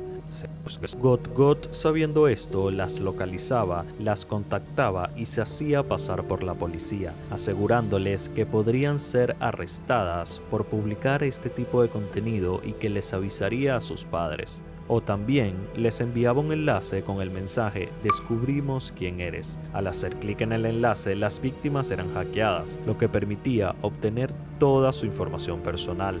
Estos datos eran luego utilizados para extorsionarlas, amenazarlas y obligarlas a cumplir todas las peticiones que él quisiera, o si no, las delataba. A estas mujeres les llamaban esclavas. Estas víctimas no solo eran obligadas a grabar todo tipo de material audiovisual, sino que también eran forzadas a realizar actos degradantes y humillantes. Las ponían a ladrar y comer comida de perro, comer heces, lavarse la cara con orina, con cuchillos, trabar polígrafos y tijeras en sus partes íntimas, ser usada y muchas cosas más que prefiero no decir para que papá YouTube no me desmonetice el video. Y en realidad no era una sola sala, eran muchas. Por eso el nombre de la enésima sala, porque eran varias y funcionaban con una logística, organización y jerarquización de salas bastante profesional. GodGod compartía un pequeño clip de los videos en la sala número 1, dejando claro a los miembros de que si querían ver más tenían que pagar. Algo parecido a la página azul pero de sádicos y enfermos. Los miembros que deseaban seguir viendo el video realizaban el pago mediante gift cards, tras lo cual GodGod les enviaba un enlace para acceder a una segunda sala. Una vez adentro compartía el contenido completo, ofrecía material aún más perturbador y promocionaba el acceso a la sala siguiente. Este proceso se repetía progresivamente hasta llegar a la 8ª sala. Cuanto más exclusiva y costosa era la sala, más degradante y violento era el contenido distribuido. En cada nivel se compartían cientos de archivos de entre 3 y 4 víctimas, lo que sumaba un total de entre 20 a 30 víctimas a lo largo de las 8 salas. Además, cada una contaba con la participación de entre 300 y 400 miembros. A GodGod le gustaba mantener un control estricto sobre la cantidad de miembros y víctimas simultáneas, seguramente por razones de seguridad. Para entrar a la primera sala, primero tenían que pasar por otra sala llamada Godam, administrada por Watchman. En las salas de God no se permitía comentar a los miembros, pero en Gotham sí, así que como te puedes imaginar, esta sala estaba llena de conversaciones y comentarios totalmente enfermos, hablando de los videos que se compartían en otras salas, críticas, opiniones y hasta planeaban cómo cometer delitos contra las víctimas. A mediados del 2019 habían 4.000 miembros inscritos en esta sala y para finales del año ya habían alrededor de 7.000. Digamos que en la sala Gotham, Watchman hacía promoción y generaba conversaciones sobre el contenido como medio de publicidad para que los miembros fueran a comprarlo. Es decir, God se encargaba de producir y Watchman de promocionar. La organización de esta gente no se ve ni en las mejores empresas. En agosto del 2019, God decidió alejarse de todo esto con la excusa de que necesitaba tiempo para sus estudios. Como parte de su retirada, cerró 7 salas y dejó solo una bajo la administración de alguien llamado Kelly. Pero el problema es que el contenido no solo se mantenía en las salas de God, sino que los usuarios lo descargaban y también lo compartían en otras salas de chat. En septiembre del 2019 surgió una sala similar, esta vez bajo la administración de Baxa, cuyo nombre en coreano significa doctor o profesor. Otro depravado surcoreano que tomó el relevo. Aunque la metodología era similar, las salas de Baxa eran diferentes a las de God. En las de este último se podía acceder gratuitamente a la primera sala y luego pagar para ingresar a las siguientes. En cambio, en las de Baxa, para acceder era obligatorio pagar desde el inicio. Funcionaba más como un servicio de suscripción donde con una única cuota se obtenía acceso a todo el contenido disponible en la sala. Dependiendo del monto que pagabas, tenías acceso a salas diferentes. Habían de 100, 200, 500 dólares y habían otras de 1000 y hasta 1500 dólares. En la sala más barata solo se permitía el acceso. En la siguiente, los usuarios podían enviar mensajes y chatear. Un nivel más arriba tenían la posibilidad de hacer solicitudes específicas. Y en los últimos niveles, quienes pagaban más obtenían control total sobre la víctima en vivo, tratándola como si fuera su propia esclava. Hace no mucho se descubrió la existencia de un nivel aún mucho más exclusivo de miembros. Los que pagaban las sumas más altas, Baxa los trasladaba a una sala de chat fuera de Telegram, usando una aplicación llamada Wicker, que, según él, ofrecía una seguridad mucho mayor. Los pagos los hacían con criptomonedas, específicamente con Monero, que es conocido por sus métodos de privacidad y no dejar rastro en las transacciones. La cantidad total de dinero que se logró lucrar con esto no se sabe con exactitud, pero se estima que la cifra era de millones de dólares. Si en las salas anteriores los usuarios ya podían tener control total sobre las víctimas y obligarlas a hacer lo que quisieran, ¿qué clase de cosas ocurrían en esta nueva sala? Las autoridades estimaron que el número de miembros en las salas de Baxa era de 15.000 personas, aunque durante un largo periodo se había sostenido que la cifra total superaba los 260.000 miembros. Otra de las diferencias entre las salas de Baxa y las de God era la manera en que reclutaban a sus víctimas. Baxa publicaba ofertas de empleo falsas en las que buscaban modelos con poca experiencia y una paga bastante alta. De este modo lograba atraer a todo tipo de mujeres, en su mayoría atractivas, especialmente a aquellas que atravesaban una situación económica urgente, por lo que solían ser un poco más manipulables. A las chicas que respondían a la solicitud, Baxa las manipulaba para obtener algún tipo de contenido íntimo y así poder chantajearlas, obligándolas a grabar el material que él deseaba, o mejor dicho, el que sus clientes solicitaban. Algo sorprendente, aunque seguramente ya lo habías imaginado, es que Baxa no operaba solo, contaba con un equipo completo que lo apoyaba, y entre ellos se encontraba un funcionario público que lo ayudaba a obtener información delicada y confidencial sobre las posibles víctimas. ¿Sabes por qué la policía comenzó a investigar este caso? Todo surgió gracias a un grupo de estudiantes universitarias que descubrieron la existencia de estas salas y lograron reunir pruebas suficientes para presentar una denuncia. Si no hubiera sido por ellas, probablemente nunca se habría revelado lo que realmente ocurría en estos espacios.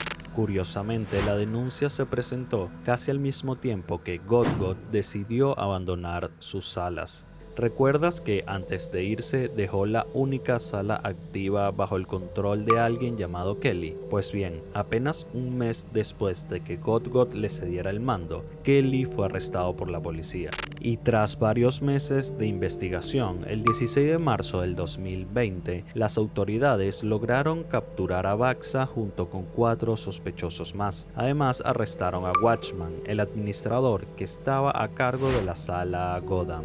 Durante la operación, las autoridades capturaron alrededor de 120 personas relacionadas a la enésima sala, quienes por lo menos 30 fueron sentenciados a pasar décadas en prisión. El único que faltaba por capturar en ese momento era Godot, uno de los cerebros detrás de la enésima sala original.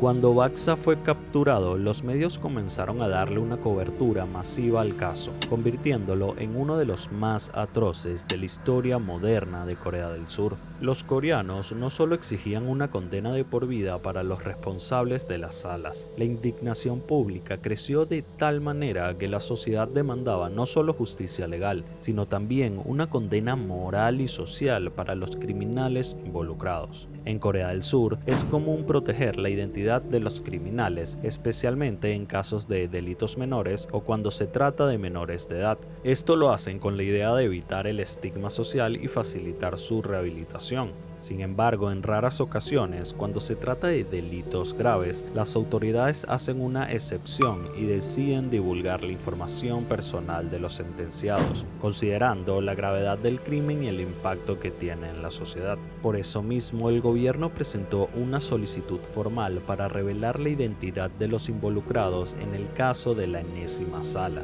Una petición que superó rápidamente las 2 millones de firmas en pocas horas. Actrices, cantantes y figuras muy conocidas en el país se sumaron a la causa, movilizando a sus seguidores para recolectar el mayor número de firmas posibles. Obviamente, después de pocos días, dieron a conocer la identidad de los involucrados. Lo peor de todo y lo que más impactó al país es que Baxa, quien su nombre real era Cho Yo-bin, tenía apenas 24 años de edad. Durante todo el tiempo que estuvo administrando las salas de Telegram, Baxa afirmaba que vivía en Camboya y que era un señor bastante adulto, para no decir mayor. Me imagino que era un método de seguridad para que nadie lo relacionara con su verdadera identidad. Cuando fue capturado, Baxa negó rotundamente ser él el culpable. Decía que no tenía ni idea de quién era Baxa, pero con el tiempo y un poco de presión por parte de la policía lo terminó aceptando. Algo que no se sabe con seguridad, o por lo menos no lo dijeron las autoridades, es por qué salió a la rueda de prensa con ese collarín y una herida en la cabeza. Pero según informaron, era porque Baxa intentó hacerse daño en varias ocasiones, golpeándose la cabeza él mismo como método de manipulación. Durante esa rueda de prensa pidió perdón a las víctimas, pero con una frialdad que asusta. Parecía que no le importaba para nada lo que hizo, solo lamentaba haber sido capturado. Lo más raro es que hubo una declaración que llamó bastante la atención. Al terminar la rueda de prensa, Baxa dijo: 멈출 수 없었던 악마의 삶을 멈춰주셔서 정말 감사합니다. Además pidió disculpas explícitamente al presidente del canal de noticias surcoreano JBC, a un periodista y a un ex intendente también, que obviamente sus nombres no los voy a decir para que no se burlen de mí. El punto es que nadie sabe el porqué de estas disculpas. Las autoridades no consiguieron conexión alguna entre Baxa, las personas mencionadas y el caso de la enésima sala, lo que les hizo llegar a la conclusión de que posiblemente estas personas fueron víctimas de estafa que había realizado Baxa. Y es que este tipo no solo era un enfermo degenerado, sino que también era especialista en varios tipos de fraudes digitales. Se hacía pasar por vendedor de drogas, de armas y de todo tipo de servicios del mercado negro. Chantajeaba gente con mucho dinero y hasta planeaba asesinatos por encargo. Es decir, Baxa literalmente era un criminal en todos los aspectos de su vida. Y todo eso con tan solo 24 años de edad. Lo más sorprendente de todo es que Baxa era conocido en su entorno por ser un chico amable, tímido y muy respetuoso. El tipo trabajaba como voluntario en una organización benéfica para pobres y discapacitados. Además, participaba en el periódico estudiantil, en donde escribió un artículo sobre la importancia de la educación y prevención de la violencia en las universidades. Literalmente más explícito que eso no pudo haber sido. Por otra parte, Godgod, quien su nombre real era Moon Hyung-wook, fue capturado algunos meses después, específicamente en mayo del 2020. Tras su arresto, fue procesado por explotación, distribución de material explícito y tráfico de personas. Durante el juicio, la defensa intentó argumentar que Godgod no tenía la intención de causar daño a las personas involucradas, que él no entendía la magnitud del asunto, pero realmente nadie le creyó. A pesar de su oscuro comportamiento en línea, fuera de la red, Godgod vivía una vida relativamente normal, al igual que Baxa. Era un joven de 27 años, también estudiante universitario y tenía algunos trabajos a medio tiempo, lo que contrasta drásticamente con la faceta que mostraba en la red, donde era conocido como una especie de figura poderosa y sin piedad que explotaba a cientos de personas. Se supo que vivía con sus padres y que a pesar de los enormes ingresos que obtenía de su red, parecía llevar una vida sin lujos. No mostraba todo el dinero que había ganado.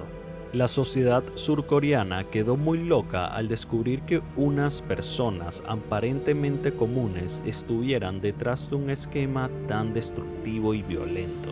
Meses después de su captura, a finales del 2020, fue condenado a terminar su sentencia de 40 años en prisión, lo que lo hará estar en prisión hasta el 2060. Si vivieras en Indonesia, entenderías por qué LATAM es un paraíso. El lado oscuro del internet en Indonesia no solo sorprende, es aberrante, difícil de digerir y más turbio de lo que pensaba. En enero del 2023, dos adolescentes navegaban por internet cuando encontraron en Yandex un motor de búsqueda similar a Google, lo que para ellos parecía la oportunidad de negocio más grande de sus vidas. Un sitio web donde se compraban y vendían Sonagro por sumas exorbitantes. Pero lo verdaderamente perturbador no fue encontrar esa página, sino lo que hicieron para conseguir el producto. Según la página, un riñón podía superar los $50,000 y con la ambición de hacerse millonarios en poco tiempo, decidieron cometer un acto atroz. AD y MF, las siglas de los dos menores cuyos nombres no se hacen públicos por razones legales, invitaron a un niño de 11 años, vecino del barrio, a la casa de uno de ellos. Le dijeron que necesitaban ayuda para limpiar y que le pagarían 5,000 rupias por hacerlo.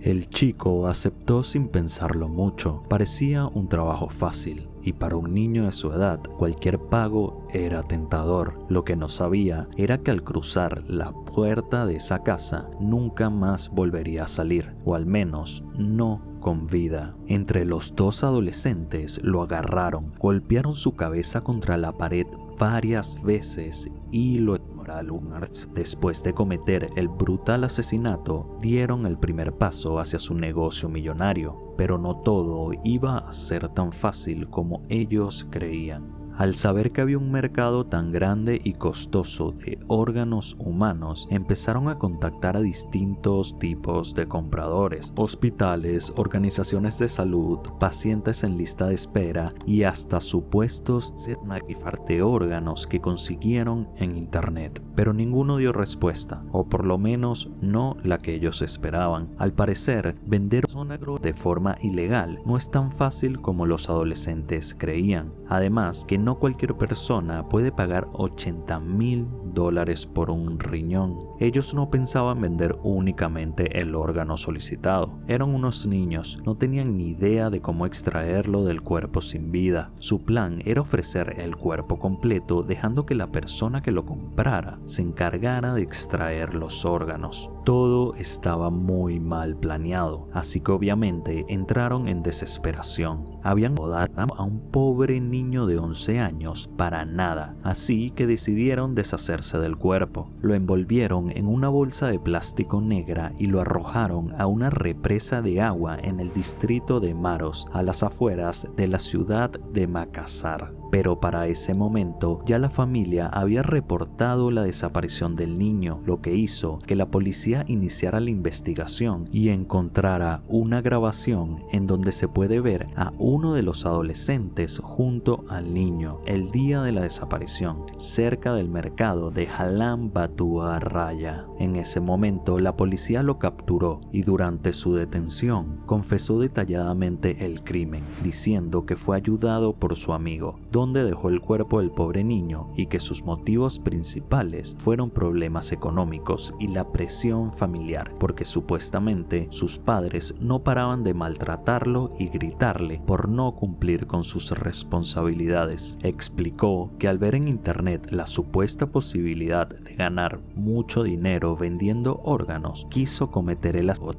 con la esperanza de cambiar su situación económica y demostrarle a su familia que podía ser exitoso y sacarlos de la pobreza. Por su parte, el otro adolescente también confesó todo, aunque con un poco menos de detalles. Ambos fueron detenidos y condenados, pero al ser menores de edad, según la ley en Indonesia, no pueden ser juzgados como adultos, por lo que se salvaron de la pena de muerte. En lugar de eso, fueron sometidos a procesos de rehabilitación y pasarán un tiempo en centros de corrección para menores. Obviamente, hasta hoy siguen bajo custodia y su futuro dependerá de la evaluación que haga el sistema sobre su conducta, su proceso de reintegración y el tiempo que permanezcan en los centros para menores. Pero te hago una pregunta que me surgió. ¿Qué tan culpables son los padres de estos adolescentes en este caso? ¿Deberían pagar una condena por lo que hizo su hijo? ¿O crees que no tienen ninguna responsabilidad? Yo creo que no son culpables, pero algo de responsabilidad tienen. ¿Cómo puedes presionar tanto a tu hijo hasta el punto de que él sea capaz de cometer un acto tan aberrante con tal de demostrarte que sirve para algo? Pero bueno, esa es mi forma de pensar. Lo peor es que este caso no es el único relacionado con la venta de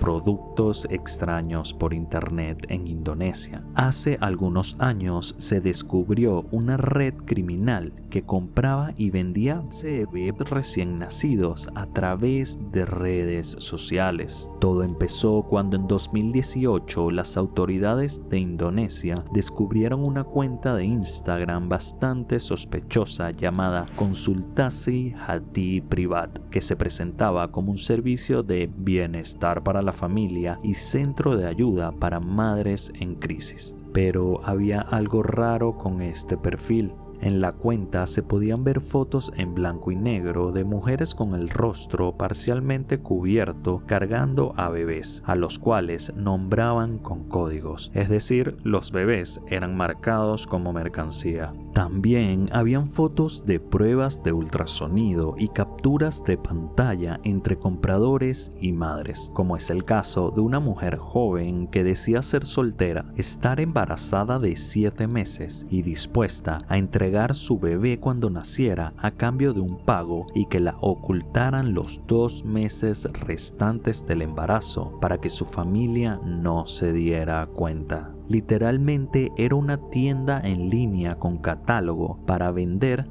y comprar bebés. Una de las ofertantes era una madre de 22 años identificada como L.A., que quería vender a su bebé de 11 meses. Era madre de 3 hijos y supuestamente se encontraba en una situación de desesperación absoluta. Ella decía que no tenía dinero para mantener otro niño, que tenía muchas deudas y que el bebé que intentaba vender fue un accidente de una relación casual. Aunque no entiendo algo. ¿Por qué, si estás en una situación económica tan lamentable, sigues teniendo hijos? Y si era una relación casual, ¿por qué no tomaste las medidas para protegerte de un embarazo? Pero bueno, así es la gente. L.A. encontró esta tienda de la barbarie buscando formas de deshacerse del pobre bebé en internet. Encontró el perfil de Instagram y al ver que una de las consignas de la supuesta empresa era apoyo a madres en crisis, no dudó en contactarlos. Les escribió y comenzó a negociar con un hombre llamado Alton Finandita Prianto, quien administraba la cuenta y trabajaba como intermediario en las operaciones de compra y venta de recién nacidos. El precio acordado fue de más de 20 millones de rupias, equivalentes a poco menos de $1,500. El dinero sería repartido entre la madre y la red de tráfico. 15 millones irían directamente a la mamá biológica, 5 millones serían para una matrona ubicada en la isla de Bali que actuaría como intermediaria física y encargada de la entrega del bebé, y 2.5 millones serían para Alton, quien administraba y coordinaba todo desde Instagram. Se supone que el intercambio se haría el 3 de octubre del 2018, cuando la compradora, una mujer de 36 años de Bali, ya había confirmado las ganas de comprarlo. Pero gracias al universo o cualquier cosa que controle nuestro mundo, la compra y venta del bebé no se llegó a dar. La policía estaba consciente de todo. Los tenían rastreados, tanto a la madre como al enfermo dueño del perfil de Instagram. La policía montó un operativo para interceptar la entrega y logró rescatar al bebé antes de que fuera vendido. Arrestaron a la madre, a Alton, a la matrona que participaba en la operación y a la compradora final. Todos fueron acusados bajo la Ley de Protección Infantil de Indonesia, que contempla penas de hasta 15 años de prisión para quienes participen en la venta o tráfico de menores. Lo peor es que muchas personas defendían a la madre diciendo que ella no era culpable de su situación económica y que el gobierno debería ayudarla y no condenarla, cosa que me parece una estupidez. Si quedaste embarazada, asume tu responsabilidad. En esta ocasión, nadie la obligó a tener relaciones, y menos a querer vender un bebé, porque simplemente no lo dio en adopción de forma legal, porque quiso obtener una recompensa económica por el pobre recién nacido. No sé qué piensas tú, pero a mí me parece inhumano. Cualquier persona que quiera lucrarse afectando la vida de los demás debería estar en prisión mucho tiempo, y más si lo haces con la vida de tu hijo. Pero lo más enfermo de todo es que este no es el único caso en el que alguien intentó lucrarse destruyendo una vida. Porque mientras algunos venden a sus propios hijos, hay otros que literalmente seres vivos por dinero, grabando cada segundo para complacer a enfermos detrás de una pantalla. En 2023, autoridades internacionales destaparon una red global en la que degenerados en Indonesia y abusaban de monos, filmando los actos para luego venderlos a personas de todo el mundo. Todo con el fin de satisfacer los deseos sexuales de un grupo de enfermos.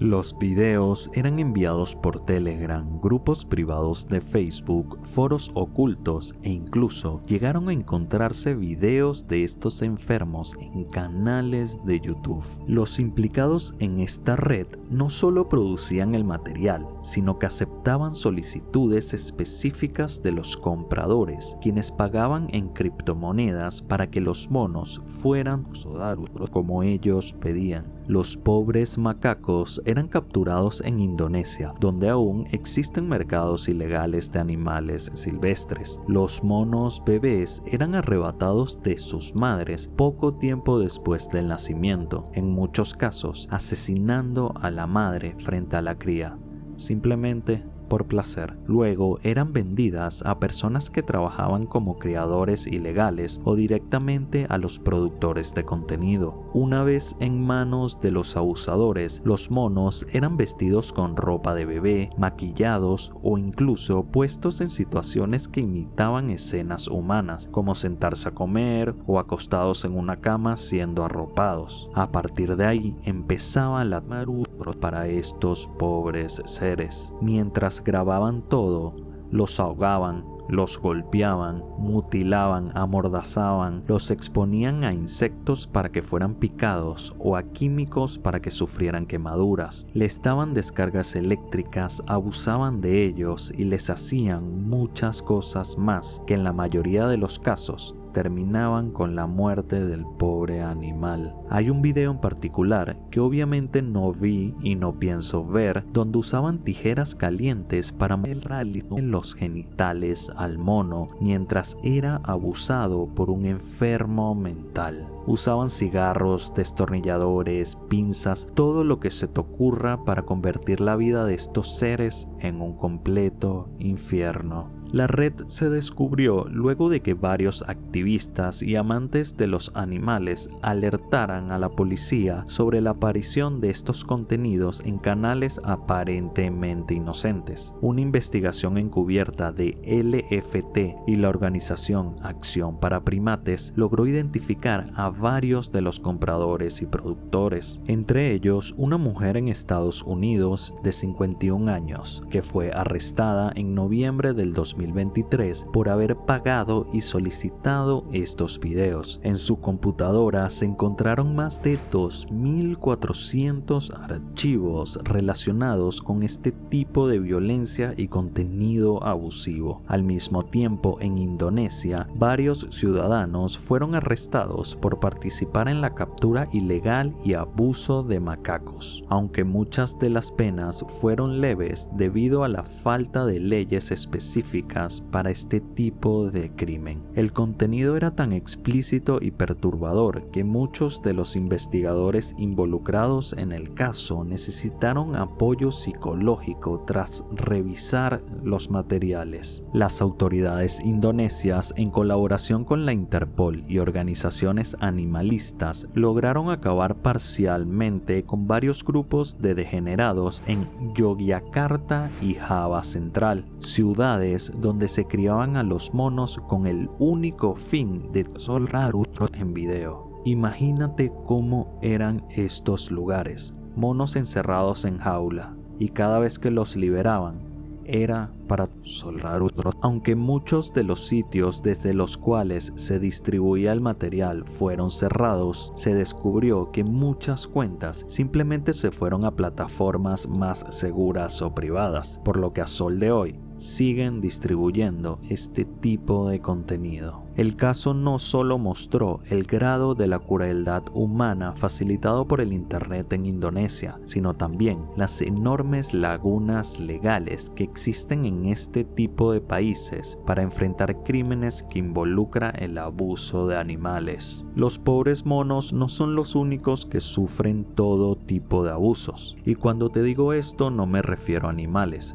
sino a humanos, personas que son tratadas peor que cualquier criatura, simplemente por ser de una raza diferente. En febrero del 2024 empezó a circular en redes un video que te revuelve el estómago. Mostraba a un hombre papuano, es decir, de la provincia de Papúa Occidental, llamado Defianus Kogoya, siendo brutalmente torturado por soldados del ejército indonesio. Lo tenían metido en un barril lleno de agua con sangre, mientras al menos 5 militares lo golpeaban sin parar, le daban patadas, lo cortaban con un machete y lo insultaban con comentarios racistas. Todo esto mientras grababan con un celular como si fuera algo divertido o normal. El pobre hombre no había hecho nada malo, solo estaba tranquilo con su vida, y solo por ser de Papúa Occidental, una región bastante odiada por racistas en Indonesia, los soldados decidieron golpearlo y hasta abusar de él, para al final acabar con su vida. Cuando se hizo viral el video, el ejército indonesio dijo que este hombre había sido detenido junto a otros 2 porque supuestamente estaban planeando quemar un centro de salud y que por eso hicieron lo que hicieron. Obviamente eso era una total mentira. Los familiares del pobre hombre y algunas organizaciones de derechos humanos denunciaron el caso. Ellos aseguran que los 3 eran civiles y que no estaban haciendo nada malo. Uno estaba arreglando un techo y el otro estaba recogiendo leña cuando los agarraron. Uno de ellos, llamado Alianus Murib, que fue el único que logró sobrevivir, contó que ninguno había participado en ataques ni en nada ilegal y que simplemente fueron sin razón. El caso se hizo tan mediático en el país que el general Isaac Pangemanán y el portavoz del ejército Cristomei Cianturi salieron a pedir disculpas públicas y prometieron que iban a castigar a los responsables. Al final arrestaron a 13 soldados del batallón Raider 300 por lo que pasó, condenándolos a más de 15 años de prisión por las y asesinatos. Por lo menos en esta oportunidad la justicia hizo pagar a los responsables. Y lo más perturbador de todo esto es que cada uno de los casos que te acabo de contar son solo una muestra del infierno digital que se vive en Indonesia. Adolescentes asesinando a un niño para vender sus órganos, redes enteras que usan Instagram para brafar bebés como si fueran productos, madres que venden a sus propios hijos por necesidad o por codicia, y videos donde se dan